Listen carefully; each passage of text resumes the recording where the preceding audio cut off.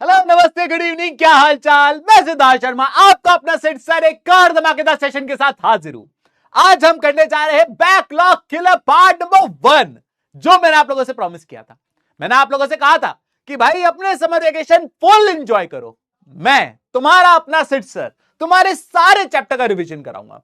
लेकिन इससे पहले मैं आगे बढ़ूं, एक बार सारे बच्चे मुझे बताइए चैट में कैसी रही आप लोग की summer vacation. How was your summer vacation दोस्तों? कैसी रही आप लोगों की समर वेकेशन? कैसी रही आप लोग की समर वेकेशन? एक बार सारे बच्चे चैट में बताओ यार। Good evening good evening good evening, कैसे हैं आप लोग? समर वेकेशन बताइए कैसी रही, कैसी रही समर वेकेशन? जल लगे हुए तुम लोग घी पी लो यार। मैंने तुम लोगों को चाबी भरी थी, जाओ जाके रक्षक सर से लड़ो। तुम लोग आके मेरे पास ही आ गए, बड़े आए। अरे यार, अच्छा मैं देख रहा हूं बहुत सारे बच्चे ये बात बोल रहे हैं कि सर बोरिंग थी, बैकलॉग्स हो गए, है ना, मजा नहीं आया। कोई बात नहीं, कोई बात नहीं, अब आ गया हूं मैं संभाल लूंगा। भाई संभालेगा तुम्हारी सब कुछ प्रॉब्लम मुझ पे छोड़ दो मेरी जान। जैसा कि मैंने आप लोग को पहले प्रॉमिस किया था कि हम लोग ऑलरेडी अभी तक बहुत सारे चैप्टर पढ़ चुके हैं। हम लोगों ने शेपिंग ऑफ अर्थ सरफेस पढ़ा, हिस्ट्री के हमने 2 चैप्टर पढ़े जिसमें एक स्टोन एज और दूसरा थी एंशिएंट सिविलाइजेशंस। उसके बाद हमने डेमोक्रेसी पढ़ा, उसके बाद हमने एक चैप्टर और पढ़ा, यानी वो वाला अपना वो इकोनॉमिक्स वाला जो चैप्टर था। इतने सारे चैप्टर्स खत्म करने के बाद मुझे ये बात का रियलाइजेशन हुआ कि भाई हमने तो बहुत सारा पढ़ा दिया, लेकिन आप बच्चे अभी भी कंफ्यूज हो। आप बच्चों का बैकलॉग हो गया है, आप बच्चों ने पूरे चैप्टर पढ़ भी लिए तो आप कॉन्फिडेंट फील नहीं कर रहे हो। मैंने कहा भाई ऐसे आगे भागने से कोई मतलब नहीं। मेरे पास ऑप्शन था कि मैं अगला चैप्टर तुम्हें करा देता, लेकिन मैंने कहा क्यों ना सारा पहले इनका पूरा बैकलॉग ही खत्म कर दूं। तो आज इसी सीक्वेंस में मैं लेकर आ गया हूं बैकलॉग किलर। हम करने क्या वाले हैं, सारे चैप्टर रिवाइज करेंगे, लेकिन हर चैप्टर को मात्र 2 क्लास के अंदर रिवाइज करेंगे। आज मैं लेकर आया हूं आप लोगों के लिए shaping of the earth surface, और इस चैप्टर में आज की क्लास में मैं 50% ये चैप्टर कवर कर लूंगा। ठीक है, तो अगर आप लोग सारे बच्चे रेडी हो और अगर आप लोग अब इस बार हुंकार भरने के लिए तैयार हो कि सर अब देखिएगा कि हमारा एक भी बैकलॉग नहीं होगा और स्कूल की एग्जाम हो उसमें हम फोड़ कर आएंगे, तो अगर आप सारे बच्चे रेडी हैं तो एक बार सारे बच्चे चैट में लिखिए #सिडसेना। एक बार #सिडसेना हो जाए ताकि मुझे पता चले कि तुम लोग जोश में हो कि नहीं, तुम लोग जोश में हो कि नहीं आज की क्लास के लिए। रेडी हो जाए दोस्तों, एक बार #सिडसेना हो जाए। लेट्स गो, सिडसेना आने लगी है। चलिए ऑन दैट नोट, अच्छा एक चीज और, एक बहुत बहुत बहुत इंपॉर्टेंट, आज आप सारे बच्चों के लिए 8:15 पर मैंने कुछ सरप्राइज प्लान किया है। 8:15 पर आज आप लोग के लिए एक सरप्राइज होने वाला है। ठीक है, तो सारे बच्चों को 8:15 तक वेट करना है क्योंकि 8:15 आप लोगों के लिए कुछ स्पेशल होने वाला है आज। ठीक है, चलिए ऑन दैट नोट दोस्तों, चलिए आज की क्लास को स्टार्ट कर देते हैं। सबसे पहले मैंने आप लोगों को बताया था शेपिंग ऑफ अर्थ सरफेस, बहुत ही इजी चैप्टर है, पता नहीं काहे परेशान हुए पड़े हो तुम लोग। ठीक है, बस तुम सुनते चले जाओ।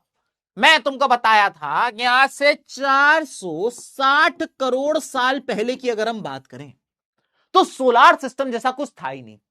सन, उसके आसपास घूमने वाले 8 प्लैनेट्स, ये सब कुछ था ही नहीं। था तो एक विशाल क्लाउड जिसका नाम था सोलार नेबुला। ये क्लाउड 2 चीजों से बना था, एक तो थी गैस और दूसरा था डस्ट। लेकिन ना गैस घूमती थी ना डस्ट घूमता था, सब एक दूसरे के ऐसे ही पड़े रहते थे, कोई भी नहीं हिल रहा, एकदम सब स्टेशनरी थे, ना ये हिल रहा है ना ये हिल रहा है।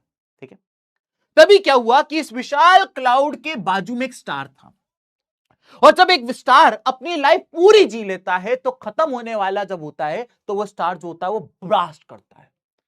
तो जब एक स्टार की लाइफ खत्म होने वाली होती है तो at the end of its life वो जो स्टार होता है वो ब्लास्ट कर देता है। ये जो स्टार था वो ब्लास्ट कर गया जो सोलार नेबुला के पास था। जब स्टार ब्लास्ट हुआ तो उससे शॉक वेव्स निकली। सर शॉक वेव्स क्या होता है? आप लोगों ने टीवी में देखा होगा, अपने मूवीज में देखा होगा, जब बड़े बड़े बम फटते हैं तो उससे इतना तेज धमाका होता है कि उससे जो शॉकवेव्स निकलती हैं उससे लोगों की खिड़की दरवाजे सब टूट जाते हैं। तो उसी तरीके से जब ये स्टार फूटा तो इसकी जो शॉकवेव थी वो इतनी तेजी से निकली कि उसने सोलार नेबुला के अंदर मौजूद गैस और डस्ट के पार्टिकल्स को हिला के रख दिया।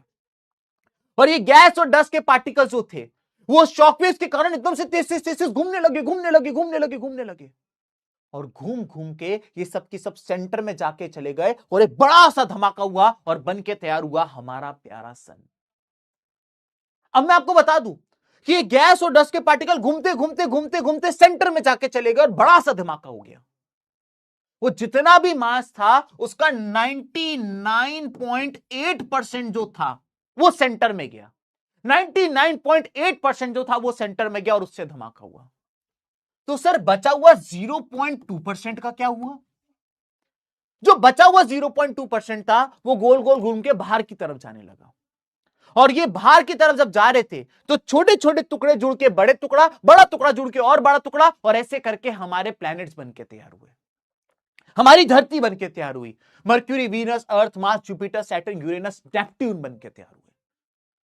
तो इस पूरी स्लाइड में हमने ये समझा कि किस तरीके से सोलार सिस्टम बना, किस तरीके से सन बना, किस तरीके से प्लैनेट बने, अरे किस तरीके से धरती, धरती मेरी मां है, किस तरीके से ये सब बना। ठीक है, अब यहां तक अगर आप सारे बच्चों को समझ में आ गया हो तो एक बार सारे बच्चे थम्स अप दे दो। आई लव यू टू यार दोस्तों, love you too. Bobby Kumar कह रहे हैं कि सर एसएसटी बुक आ गया है। जी नहीं बॉबी जी, हर 1 घंटे में मैं एनसीईआरटी की वेबसाइट रिफ्रेश कर रहा हूं, हर 1 घंटे में, समझे आप। तो मैं आपको बता दूं अभी तक कोई भी इस तरीके की नहीं आई है, पहले ही मैंने आप लोग को बता दिया। ठीक है, थम्स अप आ जाए। गाजिया, आशु, उत्सव, मोनालिसा, आरुष, नितिन, नेहा, चलिए थम्स अप आ गए हैं, इसका मतलब आगे बढ़ सकते हैं। हमने ये पढ़ लिया कि किस तरीके से प्लैनेट बने। अब मैं आप लोगों से एक छोटा सा जीके का भी काम कर लेता हूं। क्या आप मुझे बता सकते हैं which is the hottest planet in our solar system? Hottest planet बताइए, हमारे सोलर सिस्टम का हॉटेस्ट प्लैनेट कौन सा है? जब मैं पढ़ा रहा था तब भी मैंने पूछा था ये वाला question, which is the hottest planet? Perfect दोस्तों, मर्क्यूरी। लोग कहते हैं सन के सबसे पास मर्क्यूरी है तो मर्क्यूरी हॉटेस्ट होगा, गलत। वीनस जो होता है वो हॉटेस्ट प्लैनेट है। सेकेंड नंबर का जो प्लैनेट है वो हॉटेस्ट प्लैनेट है वीनस। और अगर आपसे कोई पूछे कोल्डेस्ट प्लैनेट, अगर आपसे कोई पूछ ले कोल्डेस्ट प्लैनेट, तो जैसे Mercury, Venus, Earth, Mars, Jupiter, Saturn, Uranus, Neptune, तो आपको लगता है कि नेपट्यून सबसे पीछे का तो नेपट्यून सबसे ठंडा होगा, लेकिन ऐसा नहीं है। सबसे ठंडा प्लैनेट है यूरेनस। ठीक है, तो ये दो चीजें आप लोगों को पता होनी चाहिए। बहुत प्यारी बात है, बहुत प्यारी बात है। ऐसे ही चैट चलती रहनी चाहिए, ऐसे ही सब जोश में चैट चलती रहनी चाहिए। बहुत बढ़िया। अब धरती तो बन गई, धरती तो मेरी मां है। आइए अब समझते हैं कि धरती का लेयर, धरती को अगर आप काट दो तो धरती के अंदर क्या मिलेगा। टोटल अगर आप धरती की बात करें तो धरती की टोटल 4 मेन लेयर्स होती हैं, टोटल 4 मेन लेयर होती हैं। सबसे बाहर की जो लेयर आप देख पा रहे हैं, ये वाली जो लेयर आप देख रहे हैं सबसे बाहर की, इसे कहा जाता है क्रस्ट। ठीक है, क्रस्ट के नीचे वाली जो लेयर होती है उसे कहा जाता है मेंटल। मेंटल के नीचे जो लेयर होती है इसे कहा जाता है आउटर कोर। और आउटर कोर के नीचे भी जो लेयर होती है उसे कहा जाता है इनर कोर। Inner core. तो धरती को टोटल मैंने 4 लेयर के अंदर बांट दिया है, crust, mental, outer core, inner core. अच्छा एक बात और, अगर आप ये सोच रहे कि मेरा तो बैकलॉग भी नहीं हुआ है और मुझे तो ये सब पता भी है, तो मैं आपको बता दूं लेक्चर को मैंने एक लेवल और ऊपर कर दिया है।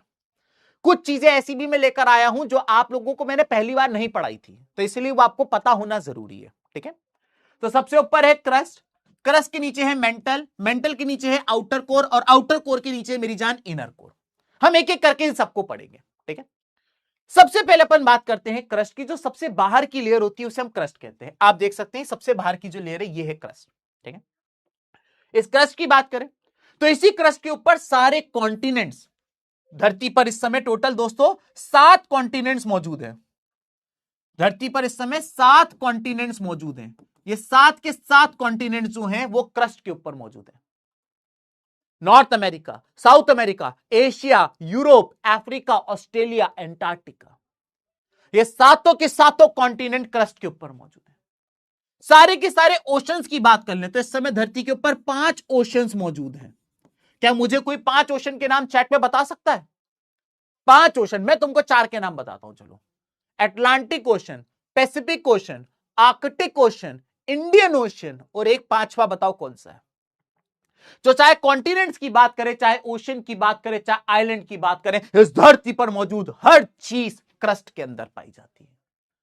इस धरती के अंदर मौजूद हर चीज क्रस्ट के अंदर पाई जाती है। लेकिन इस क्रस्ट की थिकनेस हर जगह एक सी नहीं होती है। अगर आप क्रस्ट की थिकनेस की बात करें मेरी जान, तो इस बात का ध्यान रखिएगा कि अगर आप कॉन्टिनेंट पे हैं तो क्रस्ट की थिकनेस लगभग लगभग 40 किलोमीटर है, अगर आप कॉन्टिनेंट पे मौजूद है तो। लेकिन अगर आप ओशन के क्रस्ट की बात करें तो ओशन के क्रस्ट में धरती की जो थिकनेस है वो मात्र 5 किलोमीटर है, मात्र 5 किलोमीटर है। देखा आपने कि क्रस्ट की थिकनेस सब जगह सेम नहीं है। कॉन्टिनेंट में ही थिकनेस 40 किलोमीटर है तो ओशन में थिकनेस 5 किलोमीटर है। यहां पर ये 40 है, वहां पे ये 5 है। मैंने आपसे कहा था कि लेक्चर को एक लेवल ऊपर ले जाऊंगा। आओ मैं तुम्हें एक चीज बताता हूं। अगर आप इस क्रस्ट की बात करें तो जो कॉन्टिनेंट वाला क्रस्ट है इसको हम लोग कहते हैं सियाल। सियाल, क्योंकि जो कॉन्टिनेंट वाला क्रस्ट है वो दो चीजों से मिलकर बना हुआ है, एक है सिलिका और दूसरा है एल्यूमिनियम। सियाल कॉन्टिनेंट वाला क्रस्ट। लेकिन अगर आप ओशन वाले क्रस्ट की बात करें तो इसको हम लोग कहते हैं सीमा। सर सीमा कौन है, हमें भी तो बताओ। तो अगर आप इसकी बात करें तो इसको हम लोग सीमा कहते हैं, जिसमें सी से सिलिका है और एम से मैग्नीशियम है। ठीक है, इससे कंपोजिशन पता चल जाता है कि ओशन का क्रस्ट सीमा है, यानी कि उसमें सिलिका और मैग्नीशियम है, और कॉन्टिनेंट के क्रस्ट में सिलिका और एल्यूमिनियम है। ठीक है, इस बात का ध्यान रखिएगा कि ये सिलिका और मैग्नीशियम जो है ये भारी होता है, ये भारी होता है। अगर मैं इन दोनों में कंपैरिजन करूं तो इस बात का ध्यान रखिएगा, ये वाली चीज थोड़ी सी डेंसर होती है, ये थोड़ा सा भारी होता है। ठीक है, ये वाला हिस्सा भारी होता है और ये वाला हल्का होता है। डन होगी मेरी बात। तो जैसा कि मैंने आप लोगों को बताया कि क्रस्ट धरती के सबसे बाहर की लेयर, जिसपे सारे कॉन्टिनेंट्स, ओशन, आइलैंड सब कुछ क्रस्ट के ऊपर मौजूद है। क्रस्ट की बात करें तो क्रस्ट की थिकनेस एक जैसी नहीं होती है। कॉन्टिनेंट में जहां इसकी थिकनेस 40 किलोमीटर होती है, ओशन में थिकनेस घट के मात्र 5 किलोमीटर हो जाती है। लेकिन 5 किलोमीटर थिकनेस होने के बावजूद ओशन क्रस्ट जो होता है वो डेंसर होता है, भारी होता है, क्योंकि वो सिलिका और मैग्नीशियम का बना होता है। ठीक है, कॉन्टिनेंटल क्रस्ट सिलिका और एल्यूमिनियम का बना होता है। सियाल और सीमा, ये दो चीजें आप लोगों को पता होनी चाहिए। ठीक है सर, क्रस्ट बता दिया। क्रस्ट के नीचे आ जाते हैं तो अगर सबसे ऊपर वाली लेयर को अगर आप क्रस्ट कहते हो तो उसके नीचे की जो लेयर होती है उसको कहा जाता है मेंटल। सबसे ऊपर की लेयर क्रस्ट कहलाती है, उसके नीचे की लेयर मेंटल कहलाती है। क्रस्ट और उसके नीचे मेंटल। ठीक है, अगर हम मेंटल की बात करें तो मेंटल की थिकनेस सबसे ज्यादा होती है, सबसे ज्यादा मेंटल की थिकनेस होती है 2900 किलोमीटर। आज की जो डीएचए है ना, उसमें क्वेश्चन भी लेकर आया हूं इसके ऊपर कि मेंटल जो होता है इसकी थिकनेस, अगर आप मेंटल की थिकनेस की बात करें तो मेंटल की थिकनेस होती है टोटल 2900 किलोमीटर। ठीक है, इस चीज को आप लोगों को पता रखना है। आगे बढ़ जाते हैं। मेंटल और क्रस्ट के बीच की जो बाउंड्री होती है, ये देखिए, ये जहां पे मेंटल खत्म होता है और क्रस्ट स्टार्ट होता है, ये देखिए मेंटल और क्रस्ट के बीच की जो ये बाउंड्री होती है, इस बाउंड्री को कहा जाता है मोरोविचिक डिसकंटिन्यूटी। ठीक है, यहां से आप लोगों को एमसीक्यू बनेगा, यहां से आपको एमसीक्यू बनेगा कि बताइए क्रस्ट और मेंटल के बीच की जो बाउंड्री होती है उसे क्या कहते हैं। क्रस्ट और मेंटल के बीच की जो बाउंड्री होती है उसे क्या कहते हैं। क्रस्ट और मेंटल के बीच की बाउंड्री को मोरोविचिक डिसकंटिन्यूटी कहा जाता है। डन हो गई बात। तो हमने देखा कि भाई सबसे ऊपर की लेयर क्रस्ट, उसके नीचे की लेयर मेंटल। क्रस्ट और मेंटल की जो बाउंड्री होती है उसे कहा जाता है मोरोविचिक डिसकंटिन्यूटी। मेंटल के भी नीचे आ जाते हैं तो आता है कोर, और हमने क्या करा है, कोर के दो टुकड़े कर दिए हैं। एक है हमारे पास इनर कोर और एक है हमारे पास आउटर कोर। ठीक है, तो एक एक करके इन दोनों को पढ़ेंगे। अब यहां पे लिखा हुआ है कि कोर की जो थिकनेस होती है वो लगभग 3500 किलोमीटर है।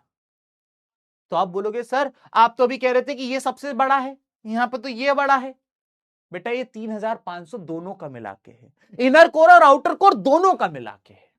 समझ गया आप मेरी बात? क्लियर हो गया? तो ऑब्वियस सी बात है, जब डिवाइड कर दोगे तो फिर तो ये कम हो ही जाएगा ना। सबसे ज्यादा थिक होता है मेंटल, सेकंड नंबर पे होता है कोर।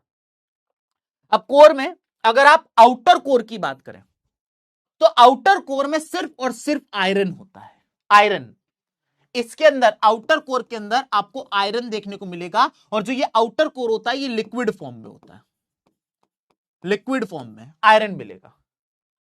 लेकिन किंतु परंतु जैसे ही तुम इनर कोर में चले जाओगे, जैसे ही तुम इनर कोर में चले जाओगे तो तुम्हें यहां पे आयरन के साथ निकल देखने को मिलेगा, और ये सॉलिड स्टेट में होता है। बस इतनी सी बात है। अगर तुम आउटर कोर की बात करो तो आउटर कोर में केवल आयरन होता है, and that too in liquid state. लेकिन अगर आप इनर कोर में चले जाएं तो आयरन के साथ निकल होता है, और ये सॉलिड स्टेट में होता है। क्लियर हो गया?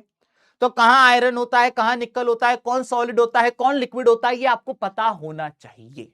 ठीक है?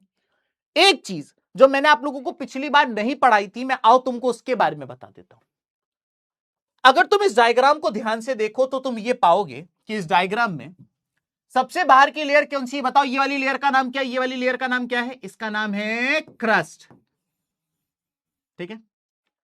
जस्ट इसके नीचे वाली जो लेयर है इसका नाम क्या है? इसका नाम है मेंटल। ठीक है?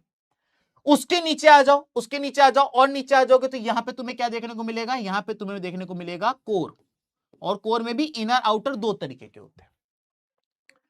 अगर मैं तुम्हें एक चीज ध्यान से समझाऊं, ये मैंने पिछली बार नहीं बताई थी, ध्यान से सुनना। क्रस्ट और मेंटल के बीच की जो बाउंड्री होती है, क्रस्ट और मेंटल के बीच की जो बाउंड्री होती है, क्रस्ट और मेंटल के बीच की जो बाउंड्री होती है, इसे कहा जाता है मोहरोविचिक डिसकंटिन्यूटी। यहां लिख देता हूं मैं,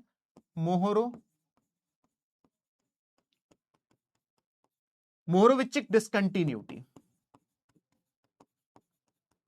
ठीक है? What is Mohorovicic discontinuity? Crust और मेंटल के बीच की जो बाउंड्री होती है, इस बाउंड्री को कहा जाता है मोहरोविचिक डिसकंटिन्यूटी। जहां पे क्रस्ट खत्म होता है, मेंटल चालू होता है, इस बाउंड्री को मोहरोविचिक डिसकंटिन्यूटी कहा जाता है। ठीक है? लेकिन मेंटल और कोर के बीच की जो बाउंड्री होती है, ये वाली जो बाउंड्री आप देख रहे हैं, ये वाली जो आप बाउंड्री देख रहे हैं, ये इसे कहा जाता है दोस्तों ग्यूटेनबर्ग डिसकंटिन्यूटी। ग्यूटेनबर्ग डिसकंटिन्यूटी। अब आपको समझ में आया कि मोहरोविचिक डिसकंटिन्यूटी कौन सी है और ग्यूटेनबर्ग डिसकंटिन्यूटी कौन सी है? क्रस्ट और मेंटल के बीच वाली मोहरोविचिक है, और मेंटल और कोर के बीच की वाली गुटेनबर्ग है। ठीक है? तो ये वाली चीज याद रखिएगा, यहां से भी आप लोगों को एमसीक्यू आ सकता है। ठीक है? इतना समझ में आया तो एक बार सारे बच्चे मुझे थम्स अप देकर बताओ, इतना आ गया? एक बच्चा कह रहा है सर एसएसटी बुक बेटा अभी आई नहीं है, मैं कहां से ले आऊं? एक बच्चा कह रहा है सर शादी कब करोगे? मुझे ऐसा लग रहा है कि एसएसटी की टेक्स्ट बुक के आने से पहले मेरी शादी हो जाएगी। बहुत बढ़िया, इतना हो गया? फटाफट सारे बच्चे थम्स अप लिख के देखो। आज तुम लोगों को मेरे अंदर कुछ चेंज दिख रहा है? बताओ, is there any change in me? बस ओजी ही बता पाएंगे, जो असली सिड सेना के मेंबर है बस वही बता पाएंगे, मैं सच बता रहा हूं। Only original Sid Sena member will know what is change in me. चलिए चलिए चलिए, मैं तुम लोगों को हिंट दूंगा, मैं तुम लोगों को हिंट देता रहूंगा। एक बच्चा कह रहा सर गोरे लग रहे हो, वो तो लाइट का कमाल है, वो भी लाडले, अभी एक लाइट चल नहीं रही है। हाँ चली क्या? अभी भी नहीं चली, वो तो एक लाइट चल नहीं रही है। हाँ मैं तो कतई जहर हो रहा हूं आज की तारीख में मैं। चलिए आगे बढ़ जाए। कुछ बच्चों ने पकड़ लिया है, कुछ बच्चों ने पकड़ लिया है।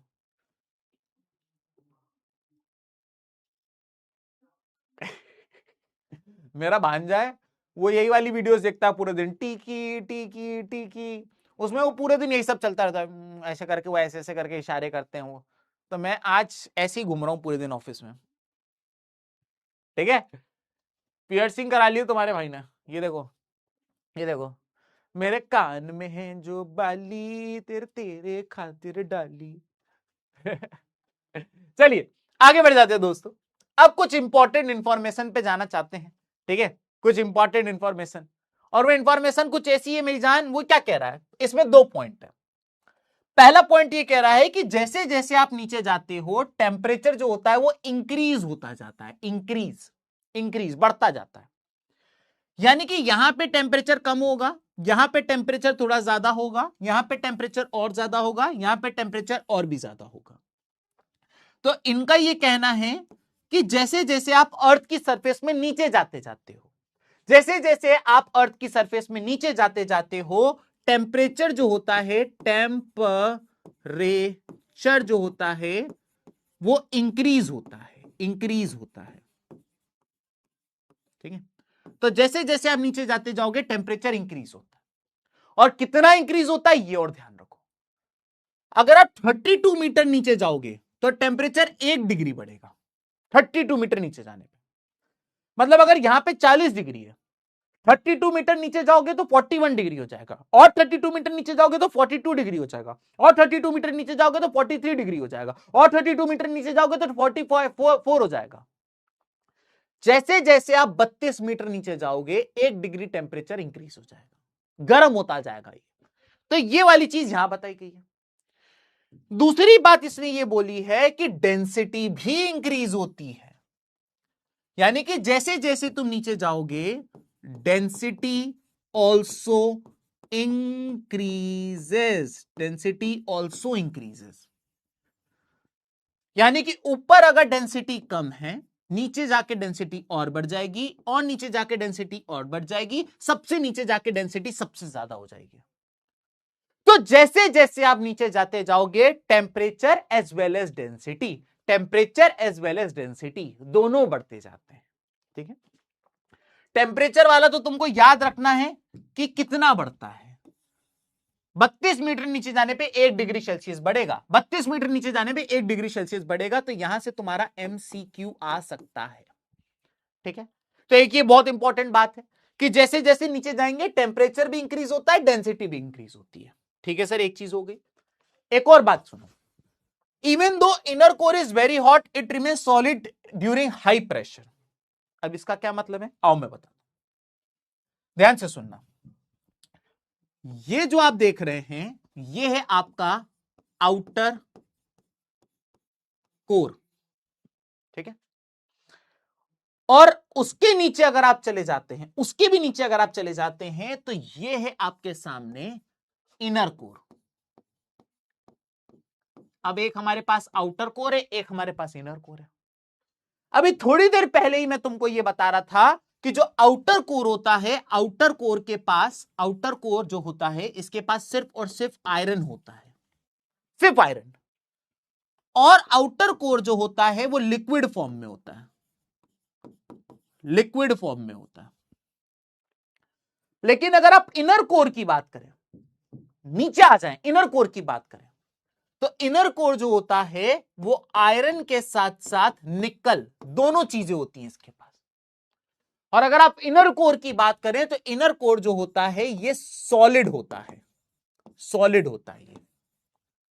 तो जैसा कि मैंने आपको बताया कि ऊपर वाला जो है वो लिक्विड फॉर्म में होता है, नीचे वाला सॉलिड फॉर्म में होता है। आपसे एग्जाम में क्वेश्चन ये आ जाएगा कि बताइए कि इनर कोर जो है, इनर कोर आप बताइए ये सॉलिड क्यों होता है, why inner core is solid, why inner core is solid. तो सिंपल सी बात है, इनर कोर इज सॉलिड क्योंकि इस इनर कोर के ऊपर आउटर कोर है, आउटर कोर के ऊपर मेंटल है, और मेंटल के ऊपर क्रस्ट है। तो क्रस्ट का, मेंटल का, आउटर कोर का सबका प्रेशर पड़ रहा है इनर कोर पे, सबका प्रेशर, इतना वेट, इतना फोर्स पड़ रहा है कि जो इनर कोर है वो सॉलिड हो जाता है। तो यहां पे साफ साफ लिखा हुआ है कि due to high pressure crust, mantle और आउटर कोर ने हाई प्रेशर लगा रखा है, उसी के कारण ये जो इनर कोर है ये सॉलिड हो चुका है हमारा, ठीक है। तो हमने दो बातें समझी, जैसे जैसे आप नीचे जाते जाओगे टेम्परेचर इंक्रीज होता है, पहली बात तो हमने ये समझी। दूसरी बात हमने ये समझी कि जैसे जैसे नीचे जाते जाओगे डेंसिटी भी इंक्रीज होती है, ठीक है। तीसरी बात हमने ये समझी कि आउटर कोर और इनर कोर में इनर कोर सॉलिड होता है, आउटर कोर लिक्विड होता है। ये सॉलिड इसलिए होता है क्योंकि इसके ऊपर हाई प्रेशर पड़ रहा होता है। लास्ट क्वेश्चन, ठीक है, लास्ट चीज कि अगर हम बात करें, अगर एक लास्ट चीज की अगर हम बात करें तो अर्थ एक मैग्नेट की तरह बिहेव करती है, बड़े से जाइंट मैग्नेट की तरह। अब मैं आपको एक चीज बताता हूं, अगर आपने कभी कंपास देखा हो तो जो कंपास की जो निडल होती है, जो कंपास की जो निडल होती है वो खुद एक मैग्नेट की बनी होती है। कंपास की जो निडल होती है वो मैग्नेट की बनी होती है, और अर्थ भी एक मैग्नेट की तरह होता है। मैंने आपको पिछली बार ऐसे बताया था कि मान लेते मेरे पास दो मैग्नेट है, ठीक है। अगर मैं ये वाले मैग्नेट को, इस मैग्नेट के नॉर्थ पोल को इस मैग्नेट के साउथ पोल के पास लेकर आऊं तो ये दोनों एक दूसरे से अट्रैक्ट करेंगे। अगर मैं इस मैग्नेट के साउथ पोल को इस मैग्नेट के नॉर्थ पोल के पास लेकर आऊं तो भी एक दूसरे को अट्रैक्ट करेंगे। उसी तरीके से हमारी धरती की अगर हम बात करें तो धरती एक बड़ा सा मैग्नेट है और कंपास की नीडल भी मैग्नेट है, तो मैग्नेट और मैग्नेट के बीच में फोर्स ऑफ अट्रैक्शन तो होता ही है। तो अब ये आपसे पूछ रहा है कि धरती मैग्नेट किस तरीके से, आप ये बताइए। सिंपल सा कॉन्सेप्ट समझिए। हमने आपको भी थोड़ी देर पहले बताया कि जो धरती का इनर कोर है, इनर कोर जो है उसके अंदर आयरन और निकल दोनों है। इनर कोर के अंदर आयरन निकल दोनों है, इनर कोर के अंदर आयरन निकल दोनों है। अब धरती गोल गोल घूम रही है, धरती गोल गोल गोल गोल घूम रही है, तो जो ये आयरन और निकल के पार्टिकल हैं ये भी गोल गोल गोल गोल घूमने लगते हैं। ये आयरन और निकल के पार्टिकल इतनी तेज तेज गोल गोल गोल गोल घूमने लगते हैं, इतनी तेज तेज गोल गोल घूमने लगते हैं कि इनके बीच में एक फोर्स तैयार हो जाता है, और वो फोर्स होता है मैग्नेटिक फोर्स। Magnetic force. तो ये आयरन के और निकल के पार्टिकल इतनी तेज तेज गोल गोल गोल गोल घूम रहे होते हैं कि ये मैग्नेटिक फोर्स बना देते हैं, जिसके कारण धरती एक बड़े से मैग्नेट की तरह बिहेव करती है, और कंपास के मैग्नेट की निडल धरती के मैग्नेटिज्म से इंपैक्ट करती है। समझे आप? क्लियर हो गया? अब मैंने अभी तक आपको जितना पढ़ाया इतना समझ में आया तो मुझे बताओ सारे बच्चे, ठीक है। मैं आपको एक क्विक रिकैप दे देता हूं, ठीक है। अभी खैर मैं एक टेस्ट से पता चली जाएगा। ये क्वेश्चन है आप लोगों का, बताइए कौन बच्चा इसका जवाब दे सकता है? बताइए बताइए बताइए बताइए इस क्वेश्चन का जवाब। Which layer of earth support life and include continent and ocean? बहुत इजी क्वेश्चन है, बहुत इजी क्वेश्चन है। आपका समय शुरू होता है अब।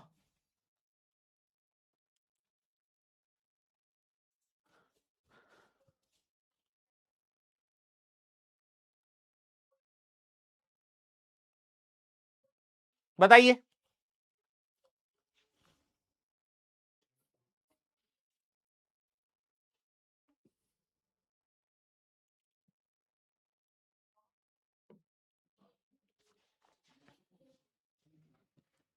लाइफ, लाइफ कौन सी, अर्थ की कौन सी लेयर लाइफ सपोर्ट करती है? बताओ बताओ।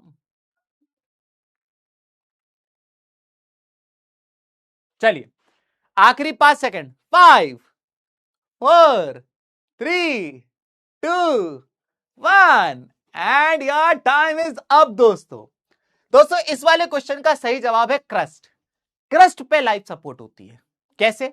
मैं पूरी तरीके से क्रस्ट पे डिपेंडेंट हूं। मुझे खाना चाहिए, वो खाने के लिए खेती करी जाती है, वो क्रस्ट पे करी जाती है। मुझे पानी चाहिए, वो पानी नदियों से आता है, वो नदियां क्रस्ट पे होती हैं। तो इंसान के लिए मुझे 3 मेरी बेसिक रिक्वायरमेंट है, रोटी, कपड़ा और मकान। ये सारी की सारी चीजें मुझे क्रस्ट के ऊपर ही मौजूद है। इसीलिए मैं कह सकता हूं कि क्रस्ट जो होता है वो लाइफ को सपोर्ट करता है। B is the right answer. और मैं देख पा रहा हूं 90.62% बच्चों ने सही जवाब दिया है, जिसमें रेहान, रितेश, शौर्य, आयुष, हार्दिक, आनंद, दिव्यांश, आदर्श, रिद्धि और राजेश टॉप 10 के अंदर। बहुत बढ़िया, बहुत बढ़िया। 90% बच्चों ने सही जवाब दिया है। अगला क्वेश्चन।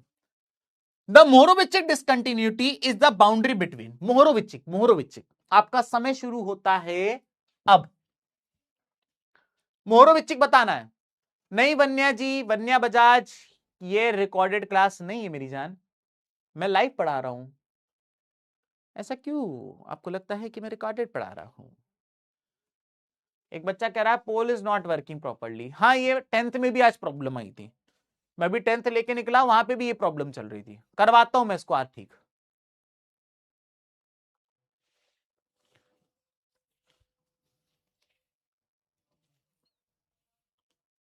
आज आप लोगों के लिए 8:15 पे कुछ खास होने वाला है। 8:15 पे, तब तक आपको बने रहना है। आज कोई बालक अगर छोड़ के गया, फिर तुम बोलोगे कि यार ऐसा मैं जब छोड़ के जाता हूं तभी होता है।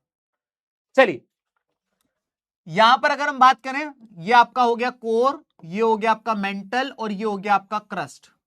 ठीक है, तो ये सबसे बाहर का जो है ये आपका क्रस्ट है, उसके अंदर वाला जो है वो मेंटल है, और उसके अंदर वाला जो है वो कोर है। ठीक है, तो उसकी अगर हम बात करें तो सिंपल सी बात है भैया कि मेंटल और क्रस्ट के बीच की जो बाउंड्री होती है उसे कहा जाता है मोहरोविचिक डिस्कंटिन्यूटी। और अगर हम बात करें इन दोनों के बीच की, कोर और मेंटल के बीच की, तो उसे कहा जाता है ग्यूटेनबर्ग डिस्कंटिन्यूटी। ठीक है, तो आपको ये दो चीजें पता होनी चाहिए, मोहरोविचिक और ग्यूटेनबर्ग। ठीक है, चलो, अब उसने क्योंकि मोहरोविचिक बोला था, तो Mohorovicic is the boundary between mantle and crust. तो जितने बच्चों ने इसका जवाब दिया है मेंटल एंड क्रस्ट, यानी कि डी जितने बच्चों ने जवाब दिया है उन बच्चों का जवाब सही है, और मात्र 77% बच्चों ने सही जवाब दिया है। क्या कर रहे हो मेरी जान? What is this, what is this? ये तो अच्छे से कराया मैंने। आयुष, रेहान, लक्ष्य, राजवीर, शैलजा, उज्जवल, प्रीतेश, हिमांशु, अनिकेत और नव्या मित्तल, बहुत बढ़िया। आगे बढ़ जाए, चलो अगला क्वेश्चन, अगले टॉपिक एस्थेनोस्फीयर और लिथोस्फीयर पे जाते हैं। ठीक है, अब मैं आपको है ना टेक्टोनिक प्लेट्स की बाउंड्री के बारे में पढ़ाने जा रहा हूं, टेक्टोनिक प्लेट्स की बाउंड्री। ठीक है, और टेक्टोनिक प्लेट्स का मूवमेंट कैसे होता है, कौन कौन सी थ्योरी आई, इन सारी चीजों को समझाने के लिए आपको दो वर्ड्स के बीच में डिफरेंस पता होना चाहिए। एक वर्ड जिसके बारे में पता होना चाहिए वो है एस्थेनोस्फीयर, तो दूसरा वर्ड है लिथोस्फीयर। एस्थेनोस्फीयर और लिथोस्फीयर, एस्थेनोस्फीयर और लिथोस्फीयर। ठीक है, बहुत इजी, बहुत इजी, बहुत इजी। सबसे पहले अपन बात करते हैं एस्थेनोस्फीयर की। ठीक है, मान लेते हैं कि ये है, टेक्नोलॉजी का इस्तेमाल होगा अब तो। अब तुम देखो, तुम लोग मुझे ना गरीब समझ रहे हो, अब तो मेरी टेक्नोलॉजी देखो। ये है कोर, ये है मेंटल,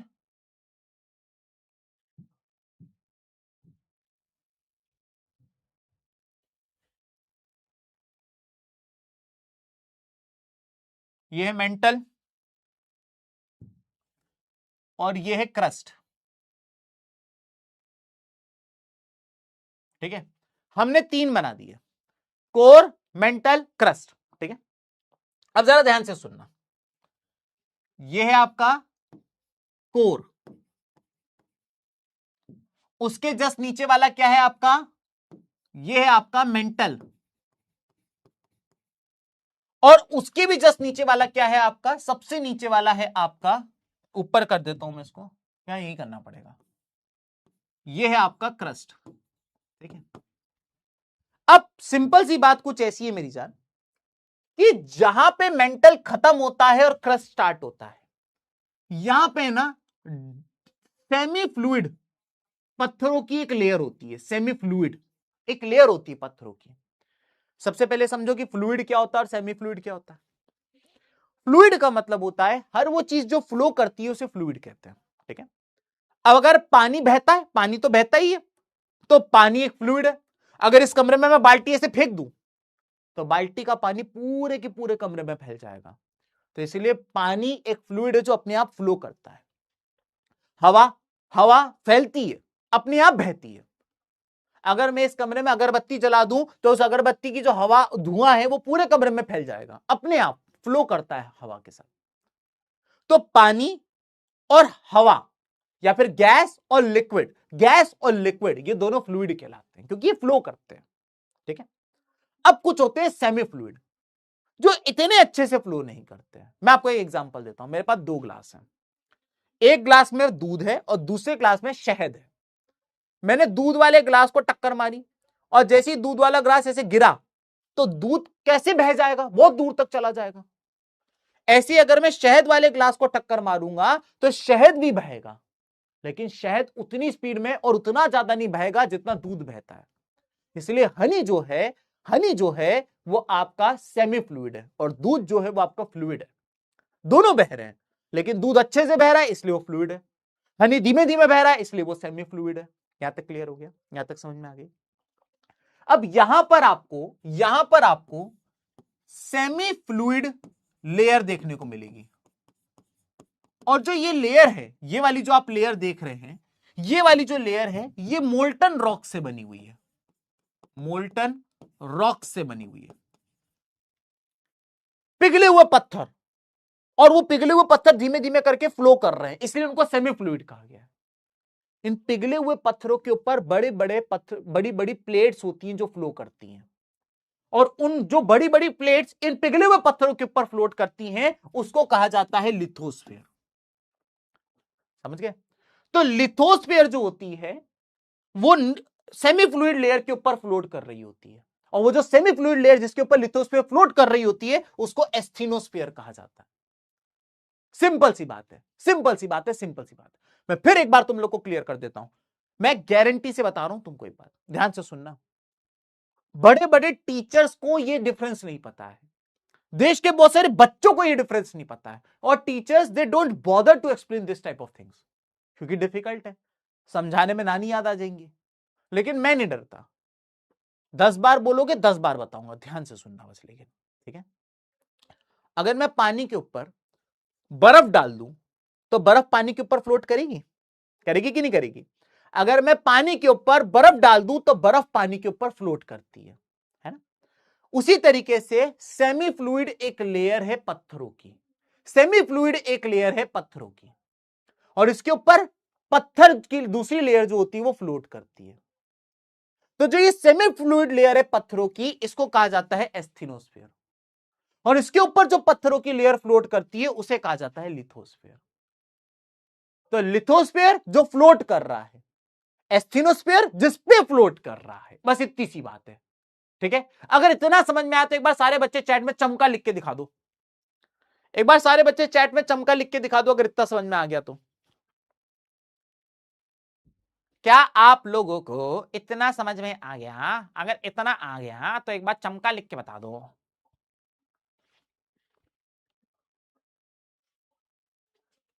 चमका चमका चमका आ गया, चमका, बहुत बढ़िया, बहुत बढ़िया, चमकने लगा है भैया तुम लोगों को। Perfect perfect perfect. ठीक है, तो एस्थेनोस्फीयर के ऊपर लिथोस्फीयर फ्लोट करता है, एस्थेनोस्फीयर के ऊपर लिथोस्फीयर फ्लोट करता है, एस्थेनोस्फीयर के ऊपर लिथोस्फीयर फ्लोट करता है। ठीक है, चलो आगे बढ़ जाते हैं। अब हम आते हैं टेक्टोनिक प्लेट्स की अलग अलग थ्योरी के ऊपर। ठीक है, सिंपल सिंपल सी बातें हैं, जरा ध्यान से सुनना। टेक्टोनिक प्लेट की थ्योरी ये कहती है कि जो हमारी धरती है वो कई सारी प्लेट्स से मिलकर बनी है, कई सारी प्लेट्स से मिलकर बनी है। तो सबसे पहले वक्त था 1912 का, एल्फ्रेड वैगनर नाम के एक व्यक्ति है, और वैगनर ने कहा कि आज से 300 मिलियन साल पहले, 300 मिलियन ईयर्स अगो, एक कॉन्टिनेंट होता था, सुपर कॉन्टिनेंट, जिसे कहा जाता था पेंजिया, और एक समुद्र होता था जिसे कहा जाता था पेंथालसा। तो आज से 300 मिलियन साल पहले एक कॉन्टिनेंट होता था पेंजिया, एक ओशन होता था पेंथालसा। फिर उसने कहा कि 100 मिलियन बाद ये एक सुपर कॉन्टिनेंट जो था वो ऐसे टूट गया, कुटुक, और दो टुकड़ों में बट गया। एक टुकड़ा ऊपर नॉर्थ की तरफ गया, उसका नाम था लोरेशिया, और एक टुकड़ा नीचे साउथ की तरफ गया, उसका नाम था गोंडवाना लैंड, और लोरेशिया और गोंडवाना लैंड के बीच में जो समुद्र था उसका नाम था टेथीस सी। तो पहले एक जमीन का टुकड़ा था, वो एक जमीन टुकड़ा टूट के दो जमीन के टुकड़े बने, और अगर आज आप 2026 की बात करें तो धरती पर टोटल मेजर 7 जमीन के टुकड़े हैं। South America, north America, Europe, Africa, Asia, Australia और एंटार्क्टिका। तो एल्फ्रेड वैगनर ने यह बात बोली कि आज से 300 मिलियन साल पहले एक कॉन्टिनेंट था विच इज कॉल्ड पेंजिया, और एक समुद्र था विच इज कॉल्ड पेंथालसा।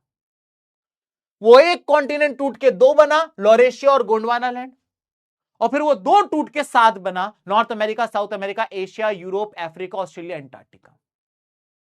भाई मैंने अल्फ्रेड वैगनर से कह दिया भाई तू बड़ी बातें कर रहा है, क्या सबूत है तन्ने कन्ने? कैसे कह सकते हो आप, कैसे कह सकते हो कि ये सब के सब एक थे?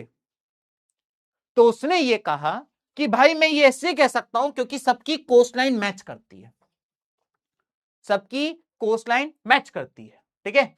अच्छा, मैं वही सोचूं कि तुम लोग कितना परेशान काहे हो रहे हो। अरे बेटा इतना तो ऊपर नीचे चल जाता है। ये है आपका नॉर्थ अमेरिका और ये है आपका साउथ अमेरिका, ठीक है।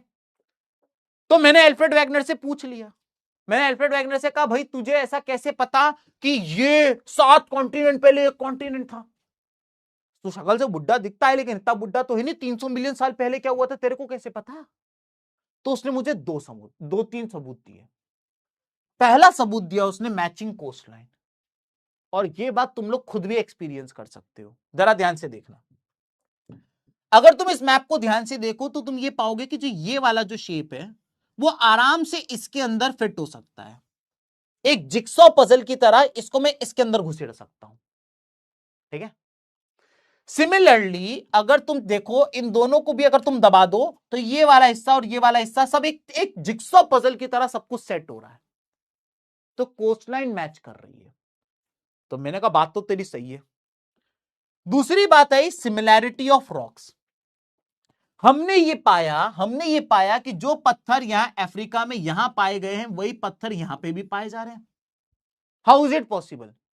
जो पत्थर यहां है वही पत्थर वहां भी कैसे? ये तो तभी पॉसिबल है जब ये दोनों जमीन के टुकड़े once upon a time same रहे होंगे। मैंने कहा चलो ये भी हो सकता है। और एक चीज तो उसने ऐसी बता दी कि मेरा दिमाग फट गया, वो है presence of fossil fuel, fossil evidence. अब ये फॉसिल क्या होते हैं? आज से हजारों साल पहले कई सारे ऑर्गेनिजम्स रहते थे, छोटे बड़े सब रहते थे। जैसे हम जब कॉलेज में थे तो हमारे टीचर ने हमें एक छिपकली का फॉसिल दिखाया। अब छिपकली का फॉसिल क्या होगा? तो उनने क्या किया, ऐसे दो पत्थर रखे हुए थे, और उन्होंने इस पत्थर को जब खोला ऐसे, तो अंदर वाले पत्थर में छिपकली का शेप का छपा हुआ था पत्थर के ऊपर। हुआ क्या था?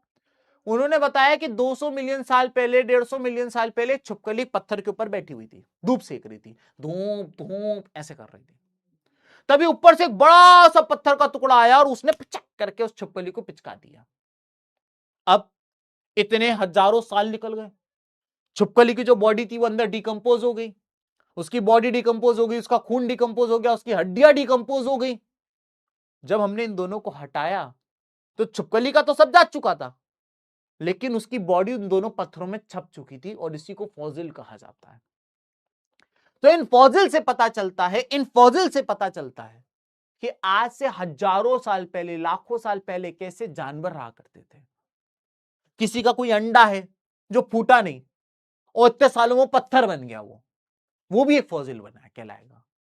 तो हमें कुछ ऐसे फॉसिल मिले हैं, जैसे कि यहां पे जो फॉसिल मिले हैं वही फॉसिल हमें यहां मिले हैं। How is it possible? अब एक जानवर है जो तैरता ही नहीं है, जो जानवर तैरता ही नहीं है वो पूरा अटलांटिक ओशन क्रॉस करके अफ्रीका कैसे पहुंचा?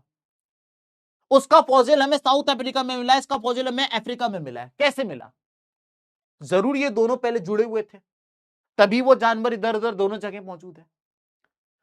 अल्फ्रेड वैगनर की ये थ्योरी इतनी बढ़िया थी कि इन्हें फादर ऑफ टेक्टोनिक प्लेट्स कहा गया, फादर ऑफ टेक्टोनिक प्लेट्स कहा गया। सब कुछ बढ़िया चल रहा था, अल्फ्रेड वैगनर की थ्योरी में कोई कमी नहीं थी, एक कॉन्टिनेंट टूट के दो बना, टूट के सात बने, सब कुछ बढ़िया चल रहा था। लेकिन किंतु परंतु अल्फ्रेड वैगनर ये बात नहीं बता पाया कि ये कॉन्टिनेंट टूट क्यों रहे हैं, वो ये नहीं बता पाया, बात खत्म हो गई। He could not explain why continent move. ये मूव क्यों कर रहे हैं? ये एक से दो हुए, दो से चार हुए, चार से सात हुए, लेकिन ये मूव कैसे कर रहे हैं? ये दोनों एक दूसरे से दूर हो गए, किधर चला गया, किधर चला गया, किधर चला गया, ये कैसे हो रहा है? ये नहीं बता पाया। समय बीता, अब आ गया वर्ल्ड वॉर, दुनिया की कंट्रीज एक दूसरे के खून के प्यासी हो गई। अब वर्ल्ड वॉर तो खत्म हो गया, लेकिन वर्ल्ड वॉर खत्म होने के बाद वर्ल्ड वॉर में यूज होने वाली सबमरीन्स का अब क्या करें? क्योंकि सबमरीन्स यूज करी थी जर्मनी ने अमेरिका पे हमला करने के लिए, अमेरिका ने जर्मनी पे हमला करने के लिए। अब वॉर तो खत्म हो गया, सबमरीन का क्या करूं? तो दुनिया की कंट्रीज ने डिसाइड किया कि चलो एक काम करते हैं, इस सबमरीन में बैठ के समुद्र की गहराइयों में जाते हैं और देखते हैं कि समुद्र के नीचे क्या है। क्या समुद्र के नीचे पहाड़ है? मतलब समुद्र के बॉटम में जाओगे तो जमीन फ्लैट है, कि वहां पे प्लेटू है, कि वहां पे वैली है, कि वहां पे पहाड़ है? चलो अंदर जाके देखते हैं। तो इन सबमरीन में बैठ के लोग समुद्र की बॉटम की तरफ गए, और जब वो गए तो वो बहुत चक्के रह गए। जितनी धरती बाहर से डाइवर्स है, उतनी वो समुद्र के अंदर भी डाइवर्स है। उन्होंने सबसे पहले यह पाया कि एक इस तरीके की वैली है जिसे कहा जाता है मिड ओशियानिक रिज। अब ये मिड ओशियानिक रिज से पत्थर निकल रहे हैं। कुछ कुछ पत्थर इतने होते हैं जो ऊपर जाके, कुछ कुछ पत्थर ऐसे हैं जो ऊपर जाके एकदम टॉप तक चले गए, पानी के भी बाहर निकल गए। अब अगर तुम बाहर से देखते हो तो तुमको दिखता ओ माय गॉड, समुद्र के बीच में एक जमीन है, तो तुम उसको कह देते हो आइलैंड। तो अगर हम आइलैंड की बात करें तो आइलैंड आपको ऊपर से दिख रहा है कि एक ऐसा पहाड़ जैसा समुद्र के बीचों बीच से निकल रहा है, लेकिन वो पानी में तैर नहीं रहा होता है, वो नीचे तक जा रहा होता है, समुद्र के बॉटम तक जा रहा होता है, तुमको सिर्फ ऊपर का दिख रहा है। अब अगर मान लीजिए मैं इस आइलैंड को ऊपर से तोड़ दूं पुचक, और ये सिर्फ यहां से लाके यहीं तक छोड़ दूं, तो इसको कहा जाता है ग्योट्स। तो ग्योट्स जो होते हैं वो पानी के ऊपर नहीं आते, नीचे तक रहते हैं। ठीक है, अब ये बड़ी समस्या है ग्योट्स, क्योंकि जो शिप चल रहे होते हैं, शिप चल रहे हैं लल्ला लल्ला पुचुक, और शिप डूब गया। क्यों? क्योंकि वो शिप जो था वो नीचे ग्योट से टकरा गया। आपको पता ही नहीं होता है नीचे ग्योट है, आइलैंड तो दिख रहा है, ग्योट नहीं दिखता है। ऐसे में शिप जो होते हैं वो कई बार ग्योट से टकरा के डूब जाते हैं। अब ग्योट जो होते हैं, अगर आप ग्योट की बात करें तो ये ऊपर से इनका जो टॉप होता है, वो टॉप जो होता है वो फ्लैट होता है। लेकिन अगर आप इसकी बात करें तो ये एक पहाड़ है जिसका टॉप जो है वो ऊपर से पॉइंटेड है। बस इतना सा डिफरेंस है। पानी में ये भी डूबा हुआ है, पानी में वो भी डूबा हुआ है, पानी में ये भी डूबा हुआ है, पानी में ये भी डूबा हुआ है। ना ये पानी के बाहर आ रहा है, ना वो पानी के बाहर आ रहा है। बस ये ऊपर से फ्लैट है और ये ऊपर से पॉइंटेड है। फिर ये जो ओशन क्रस्ट है, ये ओशन क्रस्ट नीचे चला जाता है कॉन्टिनेंट क्रस्ट के। तो जब ये इसके नीचे दब जाता है, वहां पे बनता है ट्रेंच। ट्रेंच वो इलाका है जहां ओशन क्रस्ट कॉन्टिनेंट क्रस्ट के नीचे चला जाता है। ओशन क्रस्ट कॉन्टिनेंट क्रस्ट के नीचे चला जाता है, ट्रेंच। तो जब समुद्र के नीचे सबमरीन लेकर गए, तब पता चला कि अरे अंदर तो ग्योट्स है, आइलैंड्स हैं, मिड ओशियानिक रिज है, सी माउंट है, ट्रेंच है। क्लियर हो गया? तो ये सारी चीजें उनको नीचे जाके पता चली।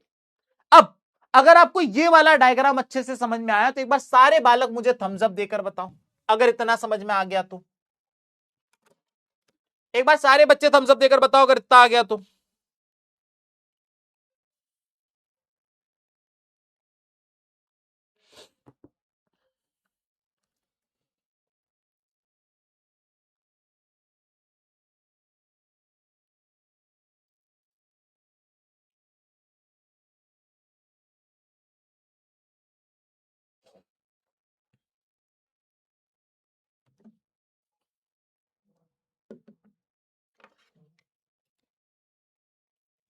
आ गया इतना?